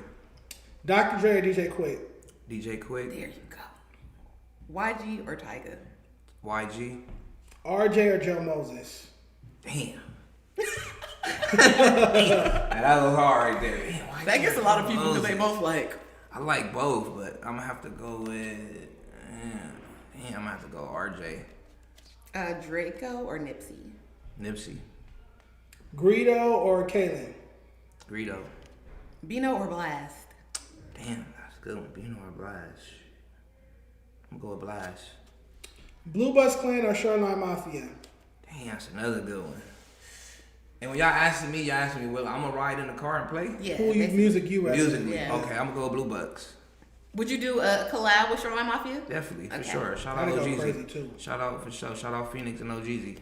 West Side Connection or the East Siders? The East Siders all day. Here you go. The Chronic or Doggy Style album? I'm gonna go with the Chronic. Crenshaw or Victory Lap? I'm gonna go with Crenshaw, Victory Lap. I love both of them albums. I'm gonna have to go with Crenshaw. Yeah, if you want to go play, Yeah, you I'm can gonna have come to go with over. Crenshaw. We need a James Pomeroy. Big sad. 1500 or nothing. Nah. Let's go. All right, just read up 1 or 2. Just read up 1 or 2 with that YG project. Yeah, the mixtapes. I'll go with 1. My Crazy Life or Good Kid, Mad City? My Crazy Life. I gotta go with My Crazy Life. Facts. Boys in the Hood or Minister Society? Damn, Minister Society. Friday or next Friday? Friday. Last but not least, Friday After Next or The Wash? Friday After Next, or I'm going with The Wash. All right, I got a couple more questions for you. We always talk about how I feel like you're one record away, one big record away from being the biggest thing coming out of the West Coast. What in your head? What does that record sound like to you? Ooh. Is there a feature? Is it just you? Is it a club record? Is it what does it sound like to you? To me, it would sound like definitely. I want to have a singer on the hook. To me, Thank you. Something. It would sound like I'm trying to give you a good something like that Ply song he had back in the day. Was it Bust It? Or Shawty with T-Pain. With Neo? Was that one same Bust with It, Neo? Baby. Baby. Bust It like that. Something like that for the females. Mm-hmm. You can still vibe in the club with it. Something like that for sure. I don't feel like it's gonna be one of my pain songs. Me personally, I don't think it's gonna be a pain song that do it. It's gonna have to be something that everybody can relate to. With something with a little R&B to it. Are there any R&B people that you would want to work with that you already have in mind? What's bro name? I don't want to say it. Brent Faiyaz? Yeah, for sure. Okay. I see he just put out an album. Mm-hmm. It's a lot. Me and Blast been chopping it up. We got a few unreleased records. Who else? It's a lot though. Kalan Dope. Okay. Who else? I came with Ty. Ty Dolla $ign is dope. A new person, Aaron Ray. He's pretty cool. Yeah, he's on YG. He from out here? I think so. He works with people from out here, so I assume. Oh yeah, that'd be dope for sure. Yeah. All right, chat. Make sure you send them last minute super chats in before Big Sad gets out of here. I want to close. Easy close. I want to close with, we got some bad news, man, on the timeline today. Did you guys see the BlueBucksClan drama? They're breaking up. I didn't want to ask him about that because he was saying he worked with just DJ. So I was like, that was Jeezy. No, you work with both of them. Yeah, I work with both of them. Were they already split up? I didn't even see that. I just woke up. I literally just opened my eyes at 8:30 when I text you. Really? You slept all day? That's why you text me like, what's the latest I can come? I'm like, you don't sleep? I was in the studio till like 8 in the morning, so I didn't go to sleep till 10 a.m. And you shot a video yesterday, And right? I shot a video yesterday, to what song? Buick Century. Buick Century. That's one of the best songs 10 for consistency. off Until Then 2. All right, where is it at, Tam? Right here, right? Yes. All right, so Blue Bucks members beefing is my 9/11. So I don't know if there's beef between Jeezy and DJ. I think they're cool. I think the beef is with the third member, Neezy. So let's hear what he has to say. And how much do you really think you spent on it?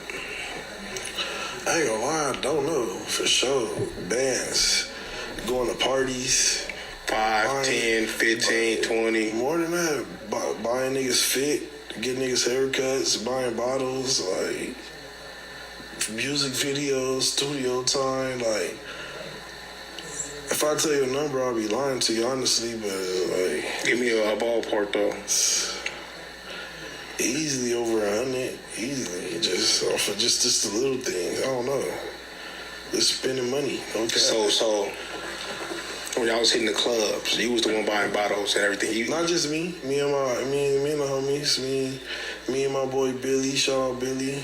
I want Neezy. I want Billy. Don't Get Extra Out. That's the hottest song. Yeah. Feel me? They talking about me and my boy Billy. Right there, like, feel me? This interview dropped today. He did it on P9 show, and then he also, Tam, you read that? It wouldn't be none of this if I didn't do what I did. This game will turn your homies into enemies. Even though niggas running off with my money, it's the principle. I can't keep it quiet no more. Fuck you lame ass niggas, keep hiding. Look how he spelled principle. And he also alleged that he had sex with one of each of their sisters.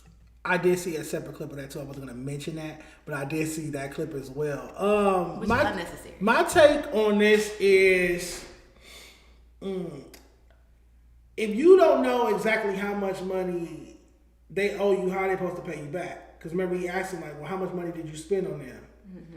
And he couldn't really put a figure on it. So that means you haven't been keeping account of it. You don't know for a fact. How can somebody pay you back if they don't know how much keep they the owe? receipts Right. for everything. If I don't know how much I owe you, how can I pay you back? This is mean, but it's giving bitter ex-boyfriend. Like, I bought you all this shit and you never did this or that. And if that was your homie and you was cool with spending the money at the time, why come out and tell business after the fact?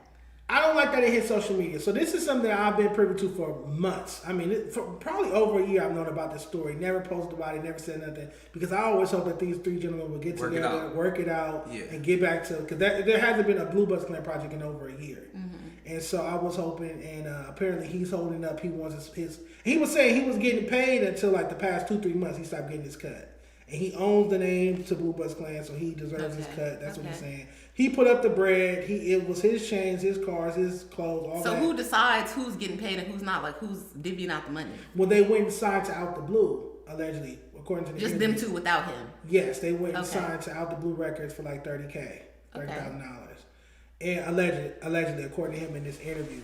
I don't know, it's just like doing business with friends. I don't like that. I don't like outing somebody and trying to make them seem broke or like you overplayed your part or something. Like, I don't like when people do that. Men or women, because it's just, if you didn't want to do it at the time, don't do it. Don't come on the back end and try to embarrass niggas. Like, it's fucked up because I fuck with all three of them. All three of them. So it's like, I know Neezy. I've been to his house. I know all of them. So it's like, man, I hope them dudes work that out, bro. You know what I'm saying?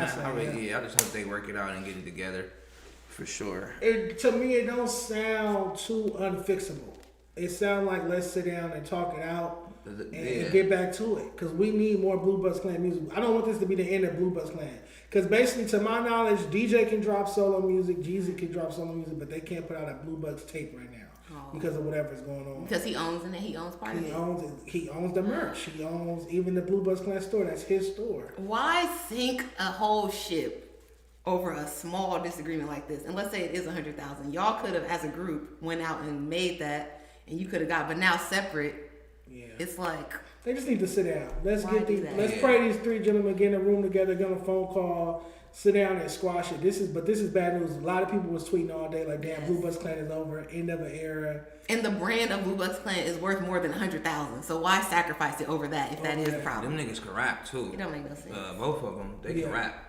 I think this is a cautionary tale, though, before we get out of here. Because a lot of times we have conversations about how nobody will put money behind these new LA artists. I know I do it. Like, OGs won't put some money behind these artists. Or how we say down south, an OG or a nigga in the streets will go put $500,000 or $1 million into a new artist and break them. Here's somebody from the streets that put money into an artist, and now 5-6 years later, he's regretting it or seems to be regretting it. So it is a cautionary tale. Man, that be the only thing. Like, with me, bro, I be wanting to help my homies. I had a situation like that with one of my homies. Like, I was trying to help out, doing everything for him, paying for studio time, sessions, everything. I just feel like, man, people sometimes, like, you can never make people all the way happy. It's always gonna be fallouts. But like you said, as long as they don't hit the internet, it's easier we can to work patch it out. up. We can patch it up and work it out. Keep it internal. When you do it in public like this, now niggas' pride is involved, and they might not like want to. I had niggas do interviews about me and then apologize, but it's like the interview is already out though, bro. That's true. You know what I'm saying? Yeah. Like, you did an interview talking about things that you knew no knowledge of, and now you want to get on the phone and apologize. But shit, apologize to the people, to let the world know. Don't jump in my DM and apologize. I had a lot of people, even when all that shit was taking place, I had a lot of people apologize to me since then. But it's like, don't apologize in my DM. Let the world know. Everything you try to bash me about and tear me down about, let the people know you was wrong. Apologize where you disrespected me at. So if you disrespect me on the internet, I deserve an apology on the internet. Not in my DM. You're not in my DMs or privately. I hate when that happens too. Yeah. Public disrespect, public apology. Public apology. Agreed. Exactly. That's where I be at with it. Last question for you. Do you remember when Poetic Flacco told the internet that you died? Oh, that was him who did that? Yes, it was his page. I thought it was Adam. No, it was not no jumper. That was on the Poetic Flacco page. I had Poetic Flacco tweeted, rest in peace, Big Sad 1900, and had the whole internet thinking that you was dead. And then like a couple hours later, you pop up on the internet like, I'm not dead. My phone kept ringing and shit. I'm I sleeping. called you. Everybody was calling me. I'm like, damn. Yeah, that was crazy. I ain't gonna lie. I didn't even know he was the first one. By the time I woke up, I just seen it on No Jumper, Flock. I just seen everybody posting it by the time I woke up. So I never really knew who was the first person. Flocko was the first person that posted you had passed that day. What's that feeling like? Everybody thinking that. What does that feel like? Man. What is that? Everybody think you dead. Putting you in the I cloud. played along with it. I had people calling me that I ain't talked to in years.